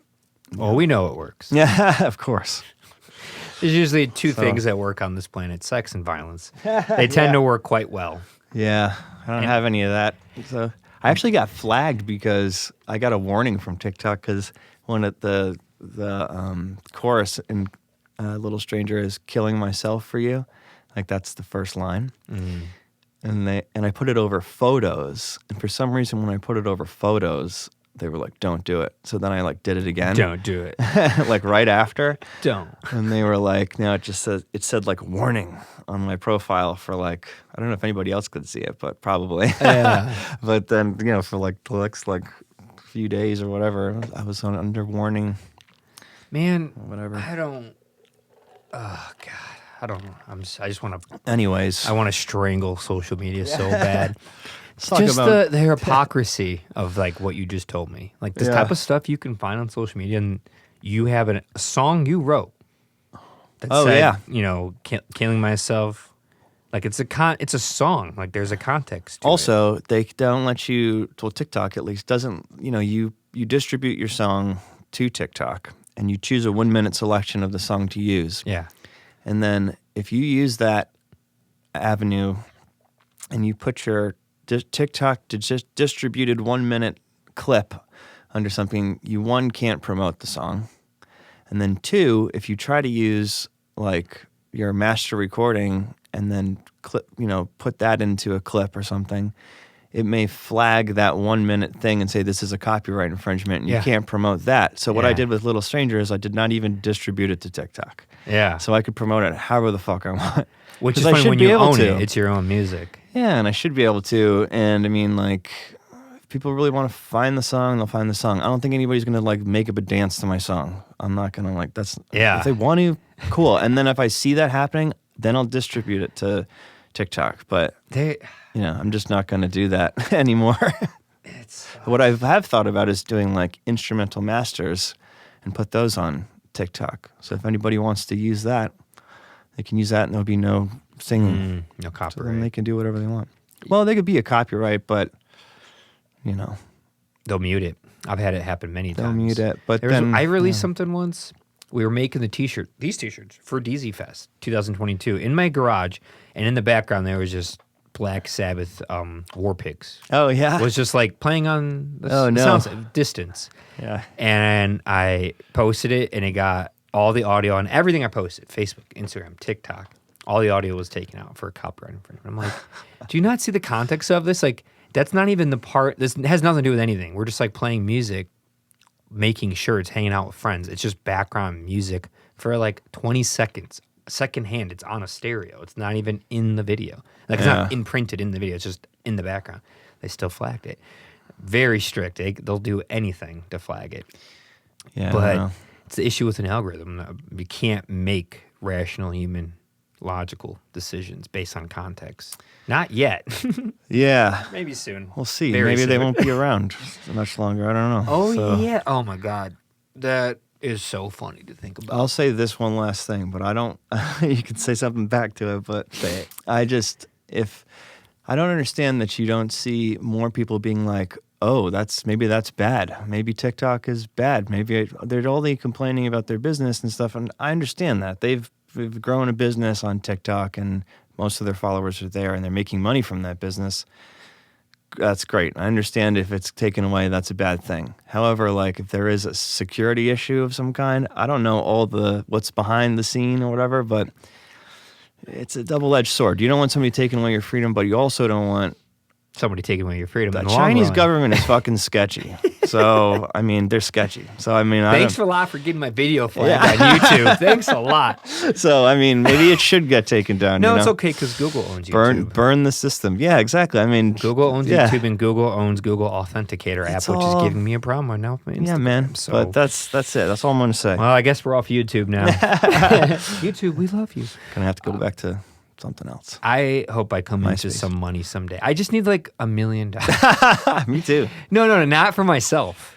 Oh. To start a legitimate, real streaming app for music and for artists. Yeah. That the people who make it, myself included, and the engineers that design this app, we just make what you should make at that position at any company, a couple $100,000. There are no millionaires, there are no billionaires.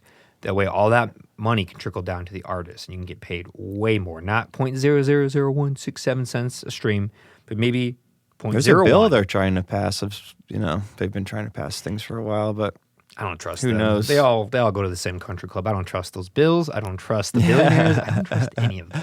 Not anymore. I used to when I was a kid. I was like, they care. Nope. More hope. Nope. So just pay the musicians and the artists and people involved way better. Yeah. And I'll still make good money. The people who are running it are still going to make a lot of money, more than the average American. But I don't understand in the arts, I mean any industry, but really in the arts, having all that money knowing that it's because you're taking it from the artist who actually made the artwork. It's very rough. It's very expensive to recording costs, hire musicians, etc., tour. And I've given myself kind of not a cap on making music, but a cap of like investing into this thing. I've given, next year and a half, 2 years, I'm like, I'm not putting any more money into this. Yeah. Because, that's why I'm trying to just record. So I have a stockpile of stuff. And, it can be defeating. If you want, if you want to hear new music and, it's not even a question of that. It's just, there's more supply than demand, I suppose. Mm-hmm. So, I mean, because everybody can kind of put out a song if they wish. Doesn't necessarily mean it's going to be good. I mean, it doesn't necessarily mean that everybody should put out a song. So, that they're good or they should. I don't know, but if it's good and it's fun, do your thing. But I mean, sure. Yeah, it's a costly endeavor. So a 1 cent a stream would be good. And it's funny to say out loud. Out of like 1 cent for my stream, it's like even a tenth of a cent. Because right now it's like... a million streams is what? 10,000? Not even. What is that? A million streams is... I think you get like $1,000 or something. $1,000. Something close to that. It's not a lot. Yeah. You need like billions of streams in order to like... You need a lot. Yeah. You need to get tens of millions, hundreds of millions to like... live a little bit. And then like show up on somebody else's page as a feature and then get streams from that. Like, all those guys do. Yeah, there's every industry is set up in this really, really, really, really steep, massive pyramid. And only like the top, 1%, 0.01% do really well.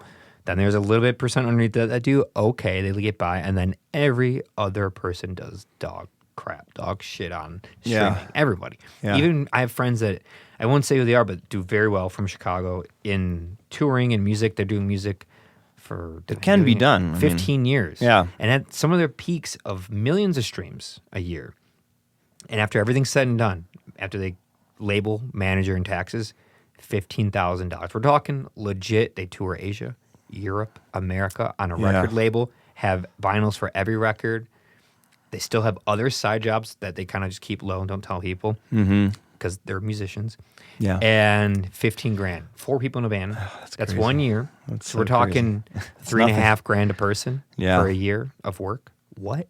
Yeah. That's sad. It's hard not to get discouraged. Like serious, like millions of streams, like a very legitimate band that is known. I'll tell you how they're off the mic, but it's crazy. I'm like, when they told me that to my face, I lost a lot of hope. Damn. Yeah, it's rough. I lost a lot of hope. But I think, something's got to give, because maybe it won't. Maybe, I don't know. But I would still say to anybody who's, like, trying to get into music, like, don't do it. Don't do it because you're going to get. Don't do it for money. You know what I mean? Like, but what you could do get to a point where you're like, I want to do this full time and I want this to be my life. So you need to get paid. But don't let it. There's a lot of discouraging talk online and stuff, and people need music, and you just if you have to do it, just up from musicians in general. Just be like, I've been doing this for so long, and just like what we're talking about. Everybody feels it. Oh yeah. So but don't not do it because of that.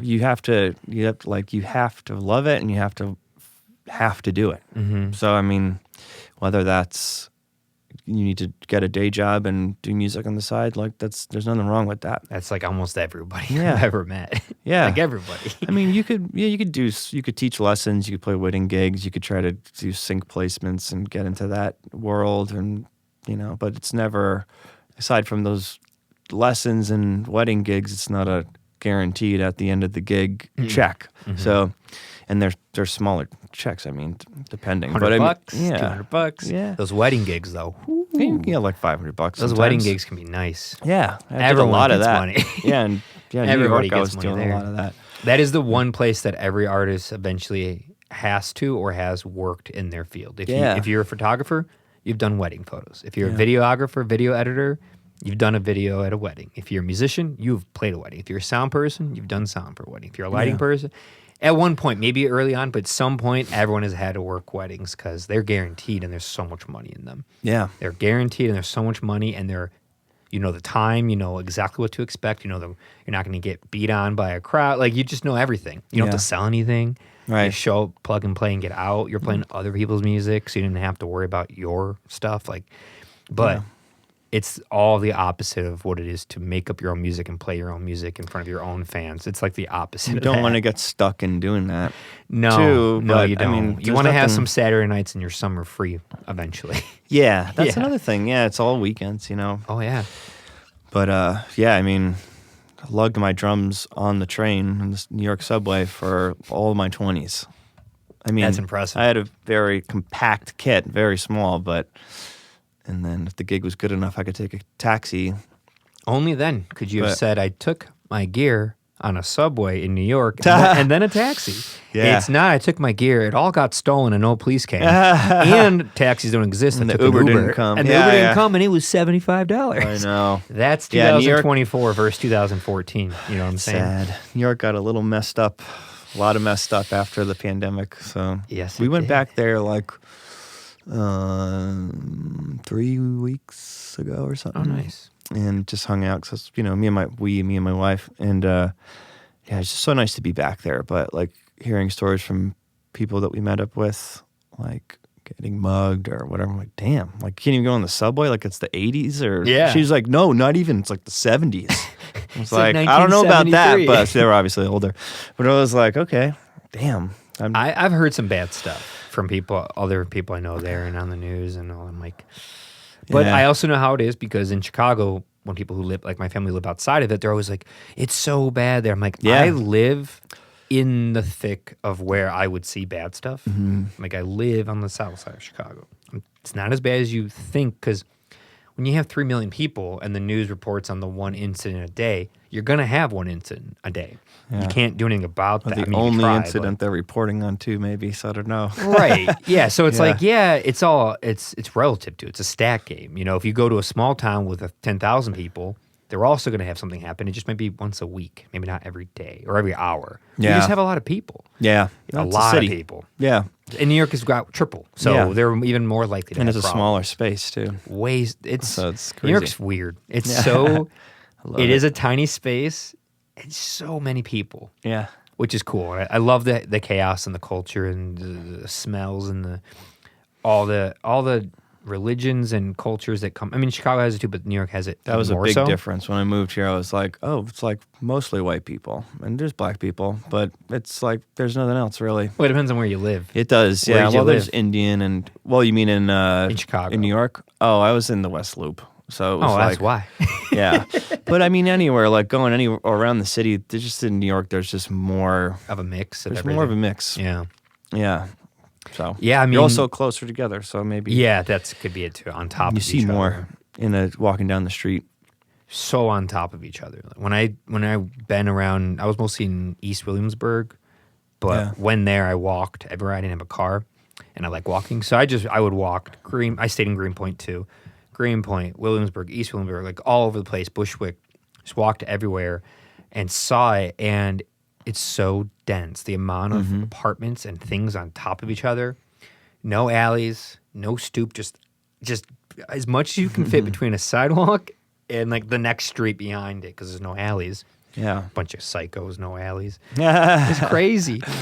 Talk about rat problems. Yeah. It's got a cool energy. I love you, New York. I love it. It's just, you got to call a spade a spade. That was part of the reason why it was nice. It was a nice change when I moved to Chicago, because it was like, oh, I can get a washer and dryer and whatever, a bigger apartment, less money.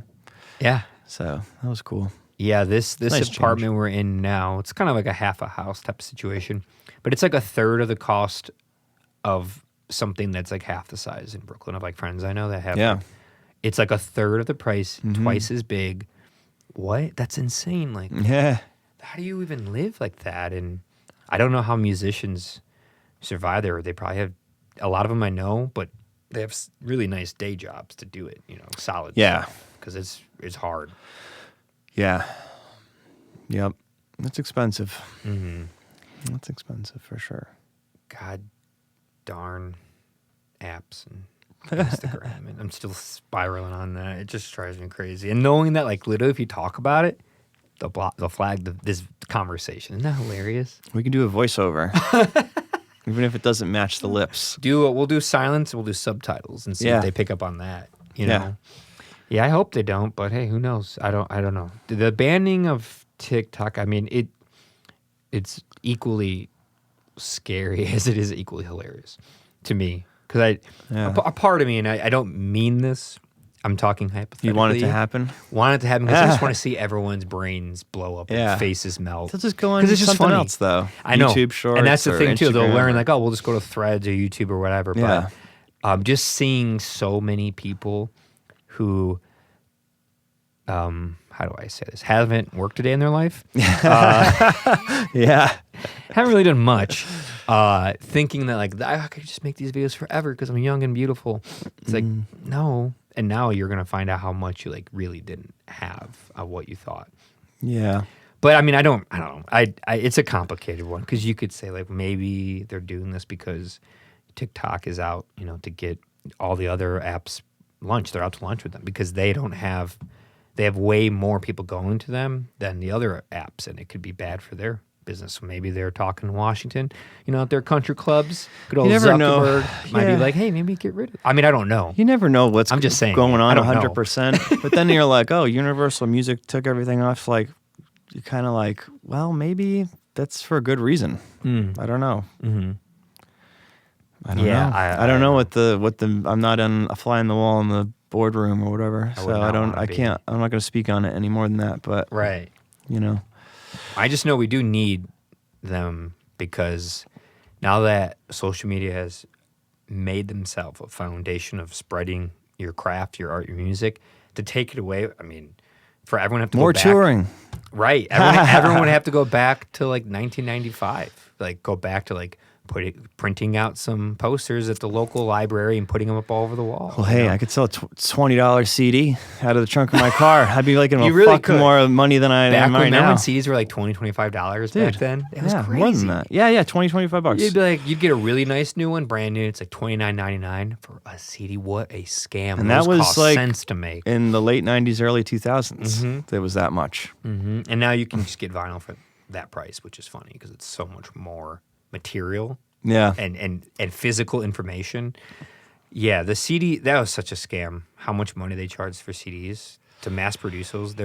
Once they get it going and they do the master CD and they print off that, there's actually a great episode on how it's made, about how they do it. It's cool. Oh, yeah, it's pretty fun, but I like that not expensive. Not expensive. Yeah. Not really. Maybe a couple, $10, $20, $1 to make it, and then they'll sell it for, back then, $20, $30. It's insane. Yeah. That's how they do on everything. Oh, yeah. That's why, again, coming up with an app that is, paying musicians better won't do the markup because I'm not a businessman. I just, want to be compensated for the effort.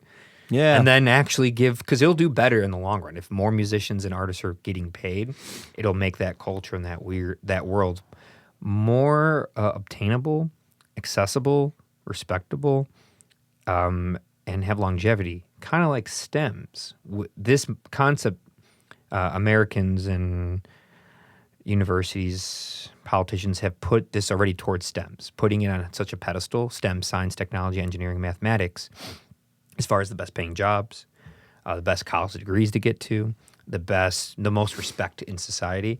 And they're taking it away from the arts, but the arts are completely interwoven with that and honestly lift it up, because the humans who do STEMs would lose their sanity if they didn't have arts to lubricate their life while they're working on their STEM projects. Podcasts, fashion, food, music, art, theater, dance, movies, all of it's art, and they all consume it in every moment of the in-between when they're not at work, or maybe while they are at work in their office listening to music.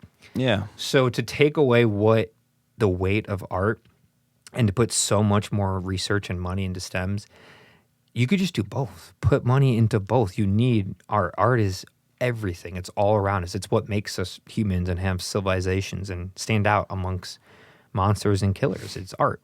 Mm-hmm. So I think we just need to put more focus and money into it, because it's so much more into STEMs and not the arts. But you can't have one without the other. You need both. They're married, because all the arts use technology now, and that's STEMs. They create the technology for us, but we give them the art to put on the technology for them to have a life and to consume information and enjoy it. So I just wish, I don't know how to do anything about it. I just talk about it a lot, but That's I wish. Good. That's a good start. I mean, I think maybe it's more because I feel it a lot, but it's just got to keep talking about it. Like no one in STEMs complains about how much money they make. Like, no. Why would you? Everyone makes 6 figures plus. Why would you complain? Yeah. And everyone in the arts, everyone besides like Drake and Kanye, well, they might too, complain about how much money they don't make and how much effort it takes. How many years and years, Why is that going on? Most people in STEMs won't even talk about how much money they're making. It's too much. Yeah. And I'm not saying they shouldn't and be compensated, but it's so unbalanced. Like the amount of money that goes into tech and finance versus the arts, which are married to them. They all require technology and finance to function. It's sad. It's bizarre. And it's unfortunate because people in the high-end fine arts aren't helping either, and they could because they're in that world. They're just laundering money through their fine art. So they could do something too. They're far along. They have the money and the connections. They aren't doing it either, because why ruin a good thing when you can keep laundering money through your art that you collect? Your assets that you can have as a wealthy person who collects art.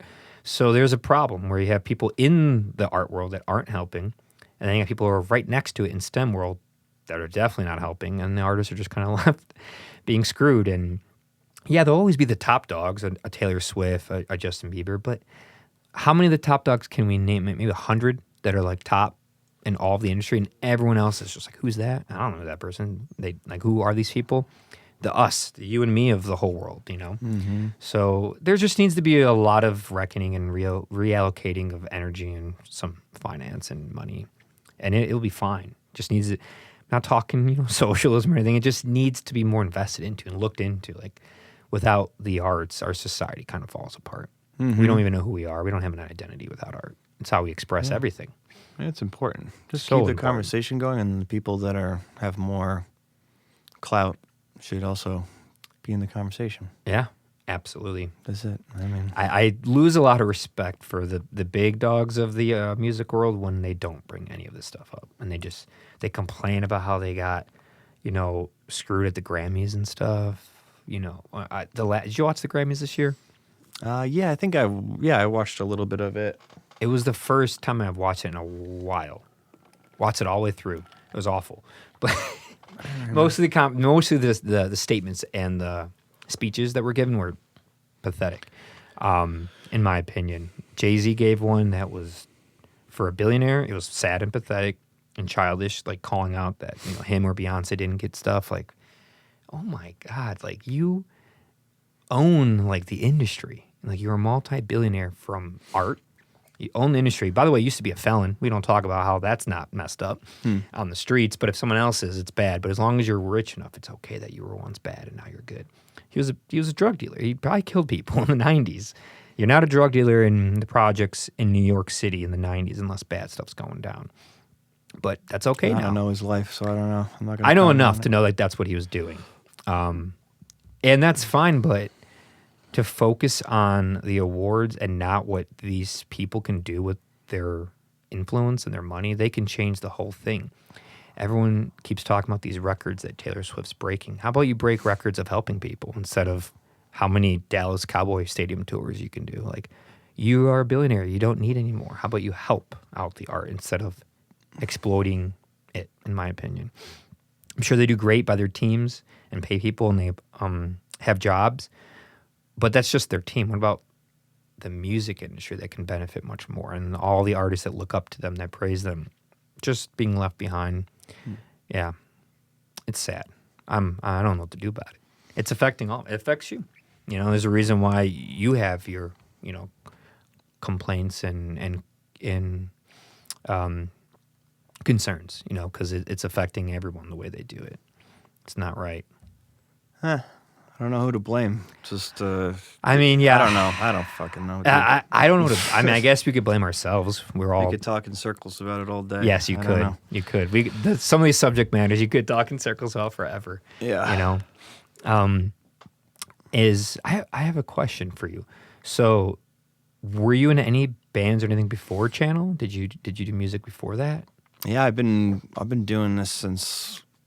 I mean, my first band was like elementary school. Oh, really? Yeah, it was called Medicine. And then. Great. And how old are you? In elementary. No, how old are you right now? Oh, I'm 38 now. 38 now. Okay, so we're talking like 25, 30 years ago. You were in a band. Yeah, and then I had like one in. Then in middle school, I had one.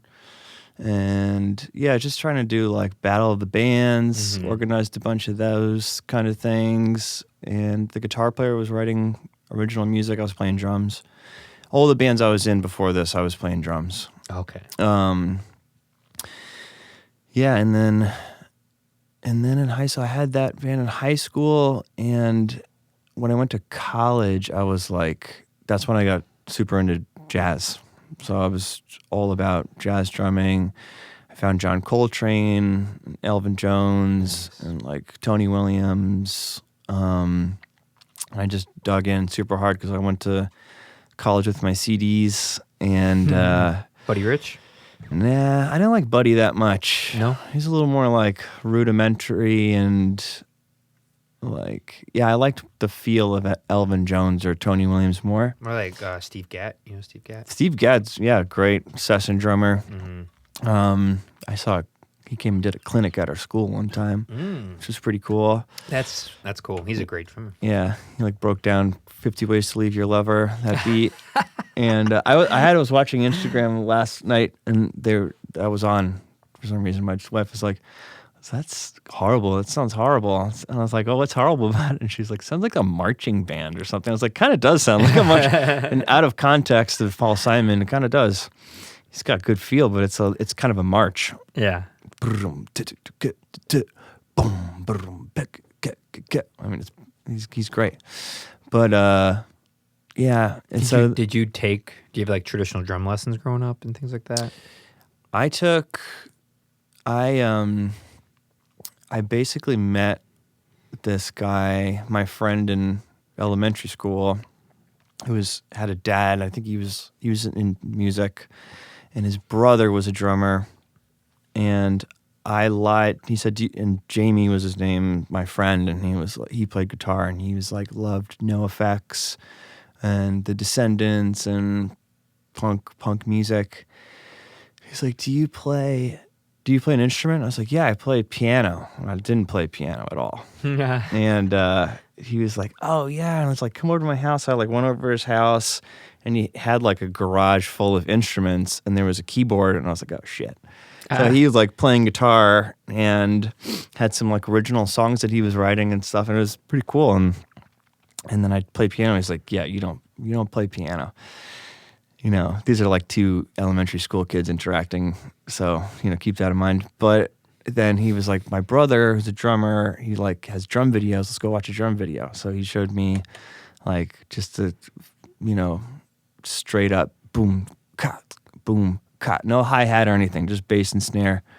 So we played in his garage for like hours with that. That's awesome. You know, and then after that, like my parents kind of noticed I was taking an interest. So I had a few lessons and then stopped and then just wanted to be in a band and like play. And then I didn't really take any formal lessons until college because I wanted to start doing jazz music. Right. Because I was kind of like, I went in with, you know, like I said, my CD book to college, and I was like, you know, Nirvana, Tool, Metallica, Bob Marley, XYZ, you know, it's like all those. So much jazz. Yeah, and there's like no jazz, but I was kind of like, I don't really know what else I want to listen to, and as a drummer, like I don't necessarily just want to play like rock music and just the one beat the whole time. And I felt like when I listened to Elvin Jones or Tony Williams, it's like they're expressing themselves every time they play the song, it's a different, you know, form of, you know, they're doing something different in reaction to what the rest of the band is doing. And I thought that was so cool. And then I just went down that rabbit hole for like 10 years or something. Oh, okay. Until I was like, I started listening less to jazz music and wanted to write my own music.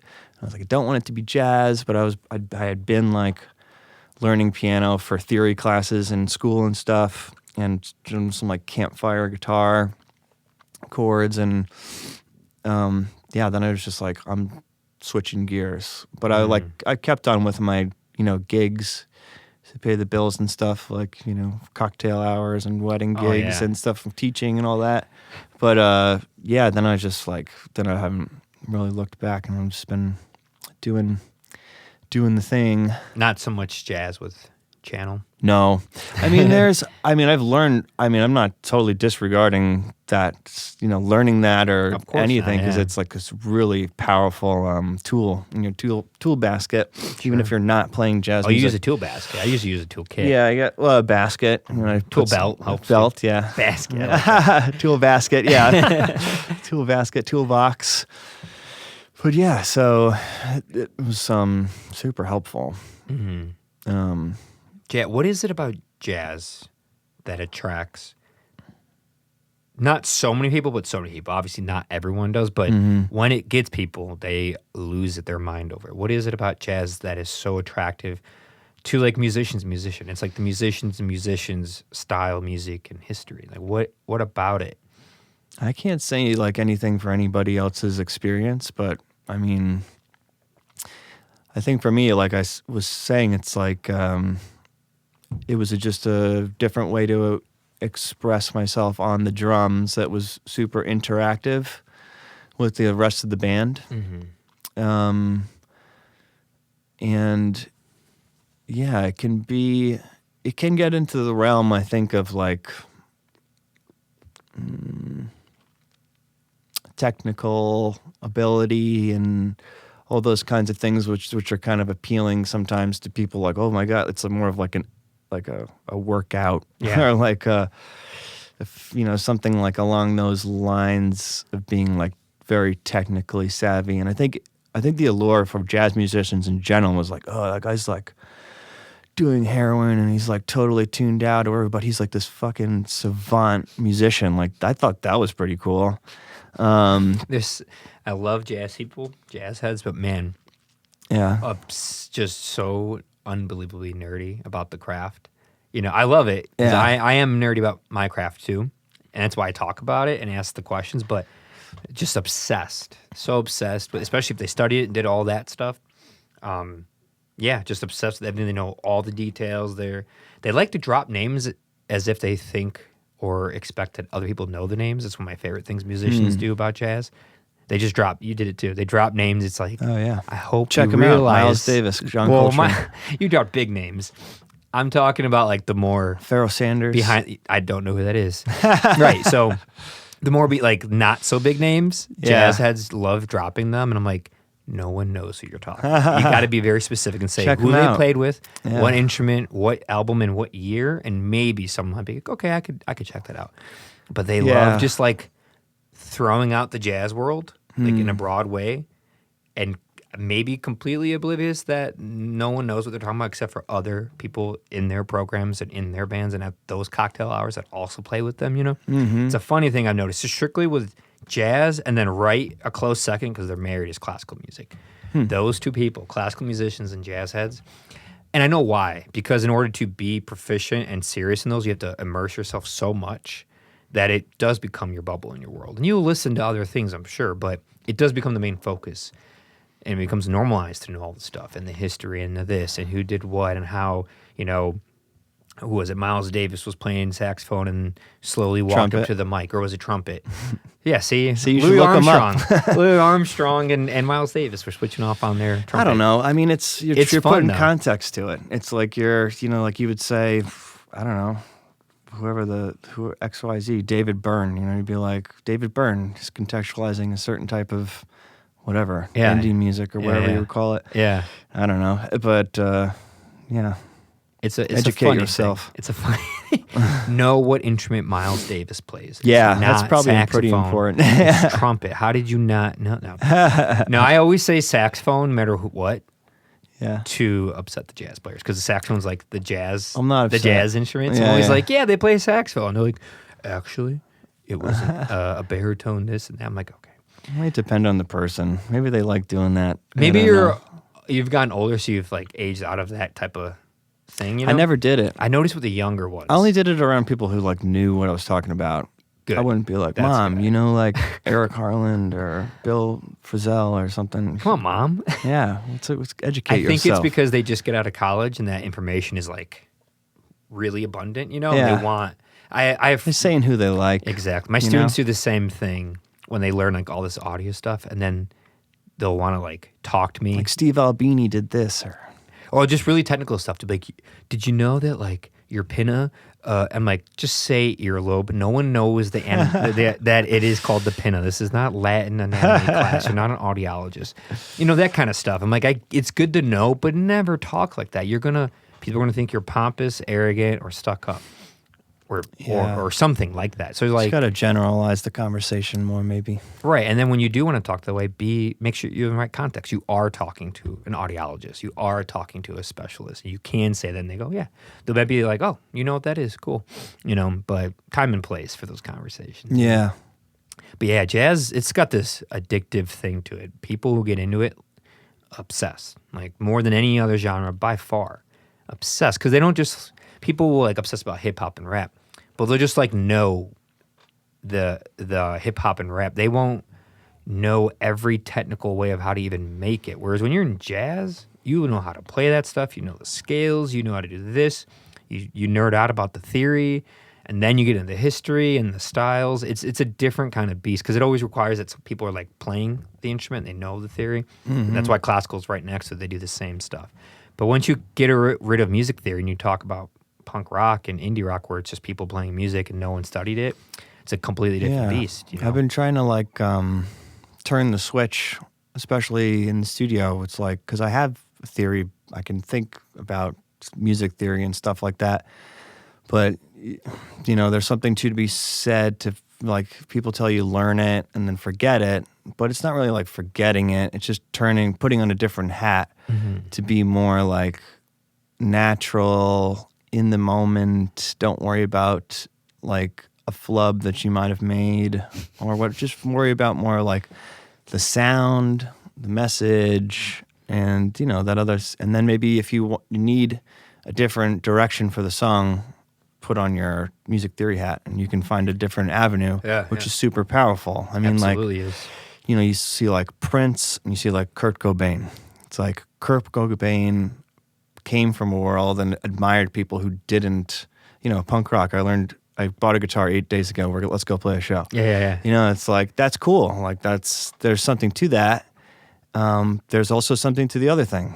Prince is like super, I'd be, you know, it'd be interesting to see like what he was like in the studio and stuff. Cause did he turn it off? Was he able to turn all the you know, the understanding of music off and just get the feeling out of the song, as opposed to getting bogged down in the details, which, you know, like maybe a Kurt Cobain didn't. He's like, I don't even know what major chords I'm playing. I don't know if they're major or minor. He probably knew a little bit if they're major or minor, but like he did find those chords for some of those cool songs, like with no understanding of theory, and like a lot of some of those dissonant ones. Like, what's the song like? Da-na-na-na-na, da-da-na-na-na-na, da-da-na-na-na. In Bloom? Yeah. Yeah. Siri's listening to me. I know. But like, you wouldn't necessarily like pick that out like out of a harmonized major or minor scale. No. You know, like No, you you wouldn't wouldn't. think like, oh, let's do that. But it's like chord progression's super cool. And then like he just had also a very natural sense of melody, which even people that understand music theory very well don't ever possess. Maybe Sure. Just like a Paul McCartney, like he's, you know, you could argue that he knew maybe a little bit more about music, but he has a natural sense for melody. You know? Sure. That's why those songs are so good. So I don't know. It's like turning it on, turning it off. So I've been trying to do that in the studio a little bit more. It's a skill set to turn it off. I learned a lot of music theory in college, and I use it. I have used it. Not as fluent as some of the people I work with because they do it all the time. Yeah. But I could hold it'd be like if I went to, you know, if I knew enough French to go to France and like get by in Paris for a week. I could do that with music theory. That's a good Maybe analogy. I don't know where everything is or how to talk about philosophical conversations in Paris, France, but I could at least get around. Yeah. Same thing with music theory. I can do it, but as soon as they get to complicated stuff or it gets really quick, like really fast, like it's just music theory conversation, I'm like, I mean, do we even have to talk like this? Can't we just use English? Yeah. Well, at a certain point, like, can you just be like, can the second chord go down a half step? No, they got to say it in the technical music theory way.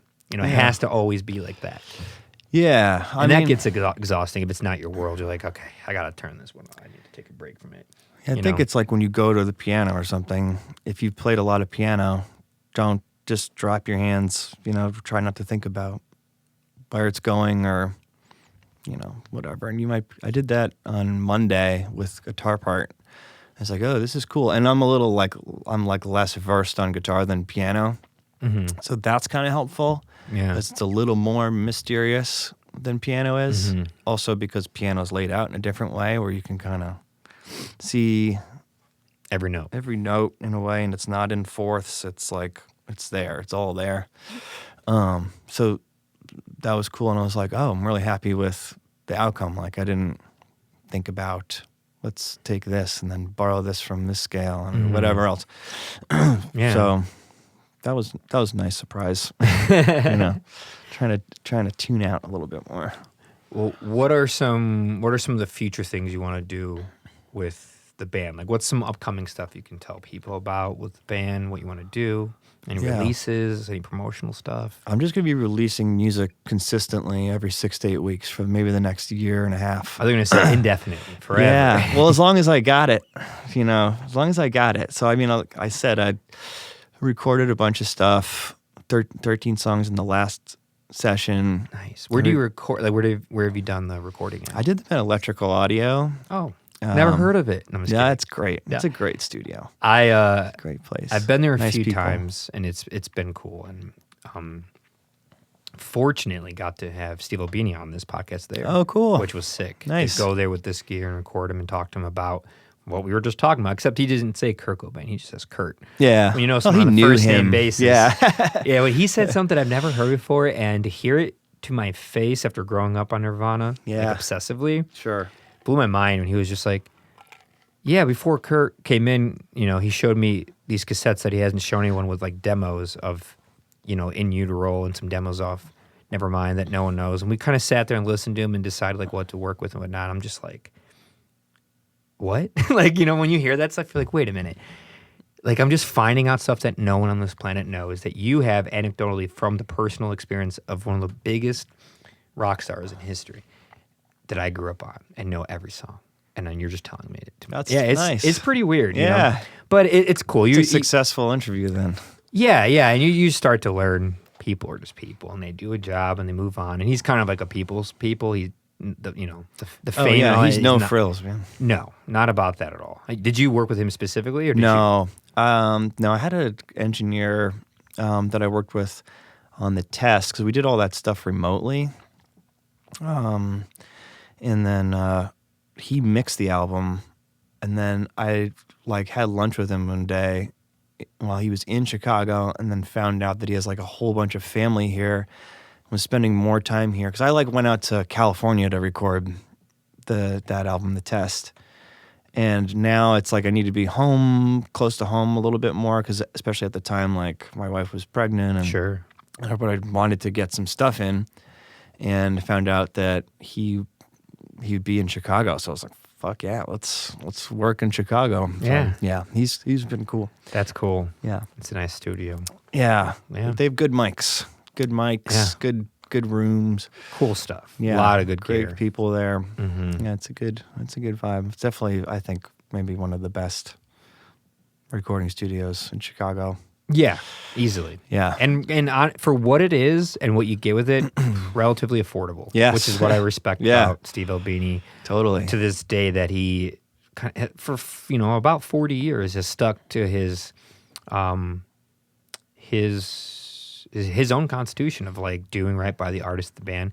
He gets paid well, but nothing compared to people with his credit. Yeah, like his credits, he should be making millions. Yeah, and probably just makes hundreds of thousands, which I respect. Still wealthy, but like people are like any musician can save up for like a month with their friends and go record at Electrical Audio. Great studio. You can seriously do it. It might be like $2,000 or $3,000 for like a day or two, some tape and stuff. You can do it.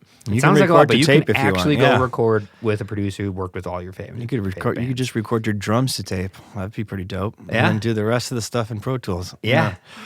No, it's cool. It's a cool thing. I've worked on a couple projects that Steve Albini recorded. Like I either mixed them or mastered them or something. So that's been fun to like go on like a Discogs or like a website and you see like your credits next to each other. That's kind of cool. You're like, I'll take it. That's fun. Yeah, he's like, the vibe of the whole studio shows like they're all pretty relaxed and chill, and it's like a family kind of vibe. Yeah. It's nice. It's cool. I like being there.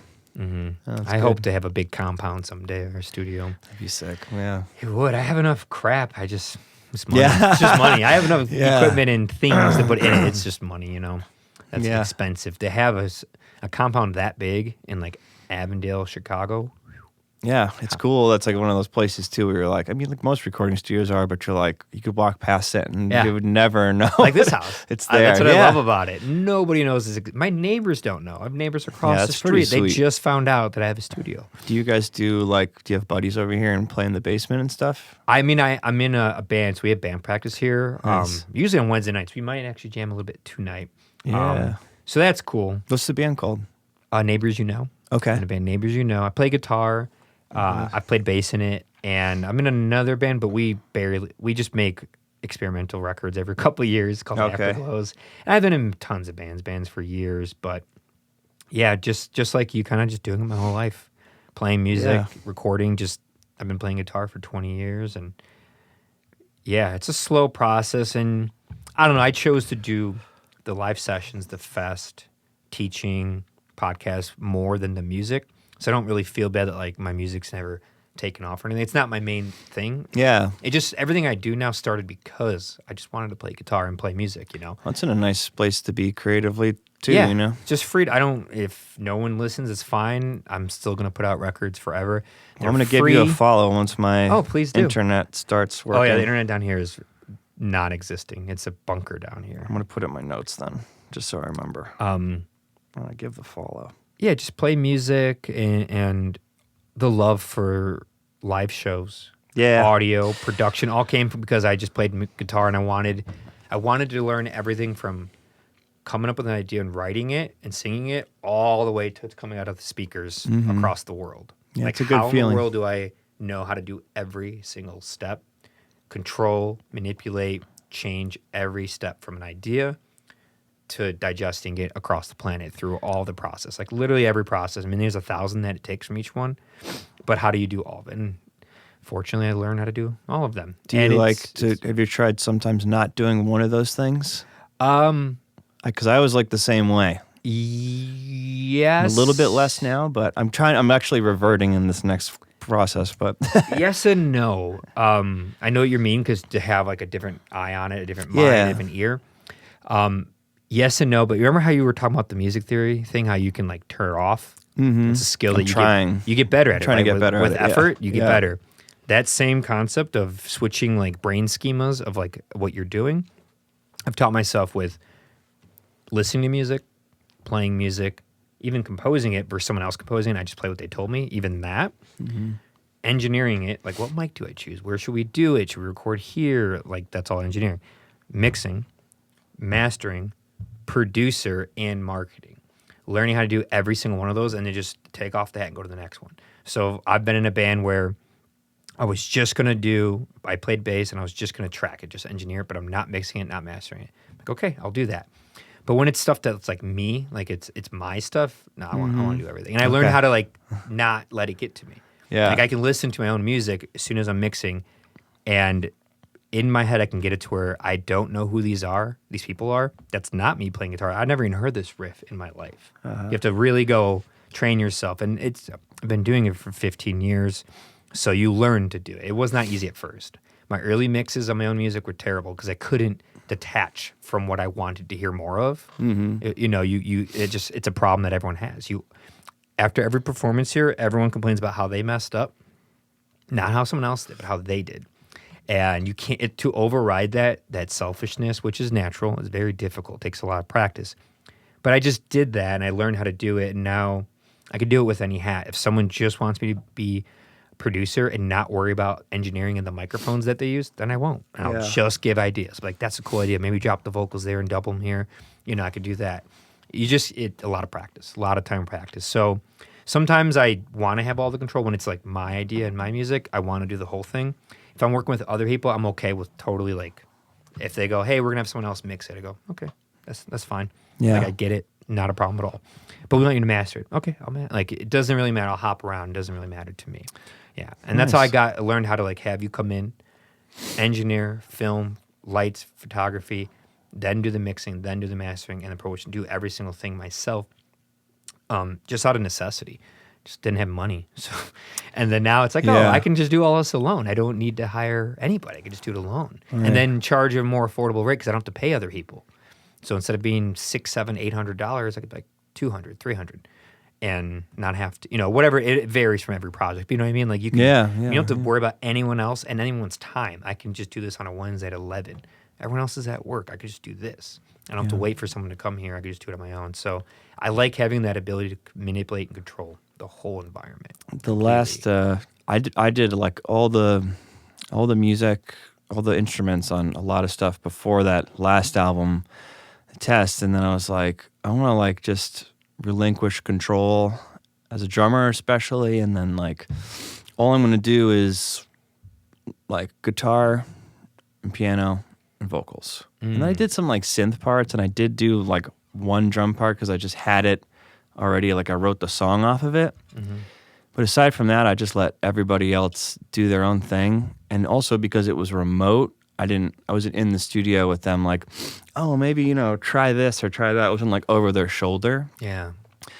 So they were just in their own space, like making something, and then they'd fly it back and I'd check it out, and I would be like, at first I'd be like, oh man, like maybe I want it this way or whatever. But after I sat on it for a bit, it's like, that's really cool. And I would have never have chose that melody or I would have never have chose that sound. But now I'm going like doing this new recording, and I've been doing drums but it's all, we're building it up more from the ground up. I haven't gone in with like finished demos, Sure. or like more thought out demos. So I'm doing more drum stuff, but as soon as it's not working, I'll probably give it to somebody else. But it'd be interesting now to see what happens after the last experience of letting it all go. But if you can bounce back and forth, I mean, it's probably cool. But yeah, for sure, like producing, I produced the last string of songs, and like just the producer artist hat is like a tricky thing. Like you were saying, like putting on a different hat and just trying to detach yourself from, artist or performer, engineer, or whatever. Yeah, it can be tricky depending on the day. And your setup. Yeah. If you have a full studio with every ounce of equipment you need at your fingertips, then you don't have to do the thing where like, I did it, I send it off to LA, hear what they, like, I'm just hearing it here. I could hear all my different versions of takes. So maybe like a riff I would never come up with. But maybe I did because I came up with 30 riffs I tracked, find out which one I can do it all here while I'm living it. Sure. Which is slightly different from when you're sending stuff off and receiving it. You have to do, it's a different type of communication and digesting. Yeah. Whereas I could just hear all my takes and ideas just here right in front of me and go, no, that was good, that was not. Keep them. And then you do get some other ears, have some of the people in the band come in. What do you guys think of this or this and that? And that's where you get the final, like, it's okay because now it's not just you, it's other people who are saying it's fine. Yeah. Yeah, so it depends on your setup. Your setup is everything. If you're in an apartment in Brooklyn that's 20 by 20 feet, you can't record at all. You could just do like line in stuff, like DI stuff, and you have to always send stuff to a studio. Then it'd be a longer, more difficult process where you got to sit there and wait back. You can't even listen to full range monitors because your apartment's too quiet or too small and you'll be too loud. So it's like, I can hear. So there's a lot of variables into why it's easier for some than others. Yeah. Just literally based on your location, your knowledge of it, and the gear you have. You know, you can, there's no right or wrong way, but traditionally, yes, it definitely is helpful for the a single person to have other ears, eyes on what they're doing. It just depends on your training, experience, and how your mind works. Are you able to like separate and like truly get away from it? Usually, I think that just takes skill and a certain mindset. I don't know if it's not guaranteed that with practice and time that everyone can do that. Their brain might not function like that. Yeah. It might not be like their personality. Even if you can, I mean, it just might you're going to get a different result. Somebody else does it. You know what Absolutely. I mean? Just whether you like it or not. That's up to you because you're like the maestro. Yeah. Some people, some writers will write a prose or something like that, and then they'll send it off to somebody else and have them complete the story. Sometimes. Or editors. The fact that in the writing world, like an author, no one ever edits their own books ever. They always send it to a separate editor whose job is just to make sure everything is right and there's no errors or grammar or spacing problems. Yeah. Which is interesting to think about because I wonder how many editors end up being like writers or vice versa. Like how often do they hop between those two hats? Yeah. Yeah, it's a good thing. I would say broadly speaking, everyone should always like double check stuff, send stuff up, have people do it with you, Yeah. But try what works for you. To be honest, at the end of the day, to end on this subject matter, it was just out of necessity financially. Yeah. I'm just like, if I could just do everything, then I could save hundreds of thousands of dollars over my lifetime. Totally. That's all it was, just being broke and curious. That's it. And I was like, I want to learn it all. That's all it really was. Yeah. It's not because I'm selfish or stingy or want control. It's like, I have no money and I'm just so curious in this stuff. And I'm like, 18 at the time. Let's just start learning like everything. Everything. And eventually you do learn a lot. So it's different for everyone, Yeah, totally. Anything else you want to promote or talk about before we end the pod? Yeah, Little Stranger is the newest single, and that's off of a EP, a 4-track EP. But the EP's, I'm just gonna keep putting songs into it until it's a 13-track album. So CHNNLL, follow channel, and all of you guys, enough guys come out to the shows, and I'll press some vinyl. When's your next show? I don't have anything in the books right now. So just keep an eye out for Just recording, and keep an eye out. I'll be posting tour dates on the website at 6:30 a.m. Yeah, exactly. So keep an eye out on your social medias for shows and songs. When's the next song come out? Been like 6 weeks. So you just released one recently? Yeah, Little Stranger is a month old. Okay, cool. This Monday. Awesome. But yeah, there'll be shows in the fall. So look out for shows in the fall. And you have some live videos coming out from here. Yeah, we're excited. Those to are post all ready. them. So That's keep it, an eye man. out for those. I don't know if we have a specific thing, but for those listening, if you want to check out those awesome channel live videos, there's 2 of them. Probably soon. Keep an eye on it. It'll be up on YouTube and clips and audio and stuff, and that's gonna be fun. Those are good. You guys were tight. Thanks, man. There was like I didn't hear any mistakes or anything really. Oh, good. They were minute, stuff that only you would know. We wanted to be ready so we could. You were. Thank you in for and that. out for you. I appreciate that. Let you get on with your day. Well, it's just like we don't have to go on about it, but like I always tell people, I'm not a magician. I'm not a genie. I'm trying to be the best translator ever. I just want to translate what you can do. I don't put any bells and whistles on. I mean, there's some reverb and EQ and compression, but nothing crazy. Standard stuff to just contain and control it. It's all up to you. So however you perform is what the audio and the camera will not lie. It's not like a human being. It can't conjure up a new way of perceiving what just happened. It's going to just translate it in 4K and high-end lossless WAV files. So like whatever you do is all I can do. So when a band isn't ready or they botch some stuff, and I'm like, great. Now I know what's going to happen. You're going to blame me. Oh, no, don't do that. So don't do that. So like always for those listening, if you ever have a session, studio, live video, it doesn't matter. Get in there prepared. It's not practice time. We're treating it like a gig. Yes, treat it like a gig. That's it. And remember, it's not practice. Some bands come in thinking it's practice time. Like, no, that was for when you were at your house or your garage or your warehouse or wherever. Yeah. It's not when you're, that's not practice time. It'd be cool to have a warehouse. We need to get a warehouse. Let's get a warehouse. With a bar in it. I would, start a music venue. Nice little old-fashioned. Start a music venue. Yeah. DZ channel, it'll be called. There we go, man. A little heater in there and some heater. I got one right there. We already got the heater. There we go. Heat rises, right? Warm the place up. Chris, do you want people to know your last name, or you just want to go on your channel? Davidson. Davidson. That's my last name. He's Pete Davidson's cousin. There's a lot of Davidsons in New York. That's so I know him. Yeah. Staten Island. Of course. Connecticut. How could you not? Close. Close enough. Across the water. What do you call it? Is that a sound? What do you call that water between Connecticut and Long Island? That big. What the fuck? It's just a cape, a sound, a cove, a bay. It's a. Those are all the sound. Like a river, not a river. Is it river? East River. No, that big chunk between the island and Connecticut. Oh, that's a sound. Okay, that's right. It sounded like it was a sound. I thought that was a sound. When you're in a studio, everything's a sound. Yeah. I don't like when terminology is like blatantly something else, but like sound. Like really? Like the topographers or cartographers or whoever did it and came up with that really sound. It makes people come in here learning English. It makes it real hard for them. You sound a lot of that. Yeah, so the sound over there, they got good oysters.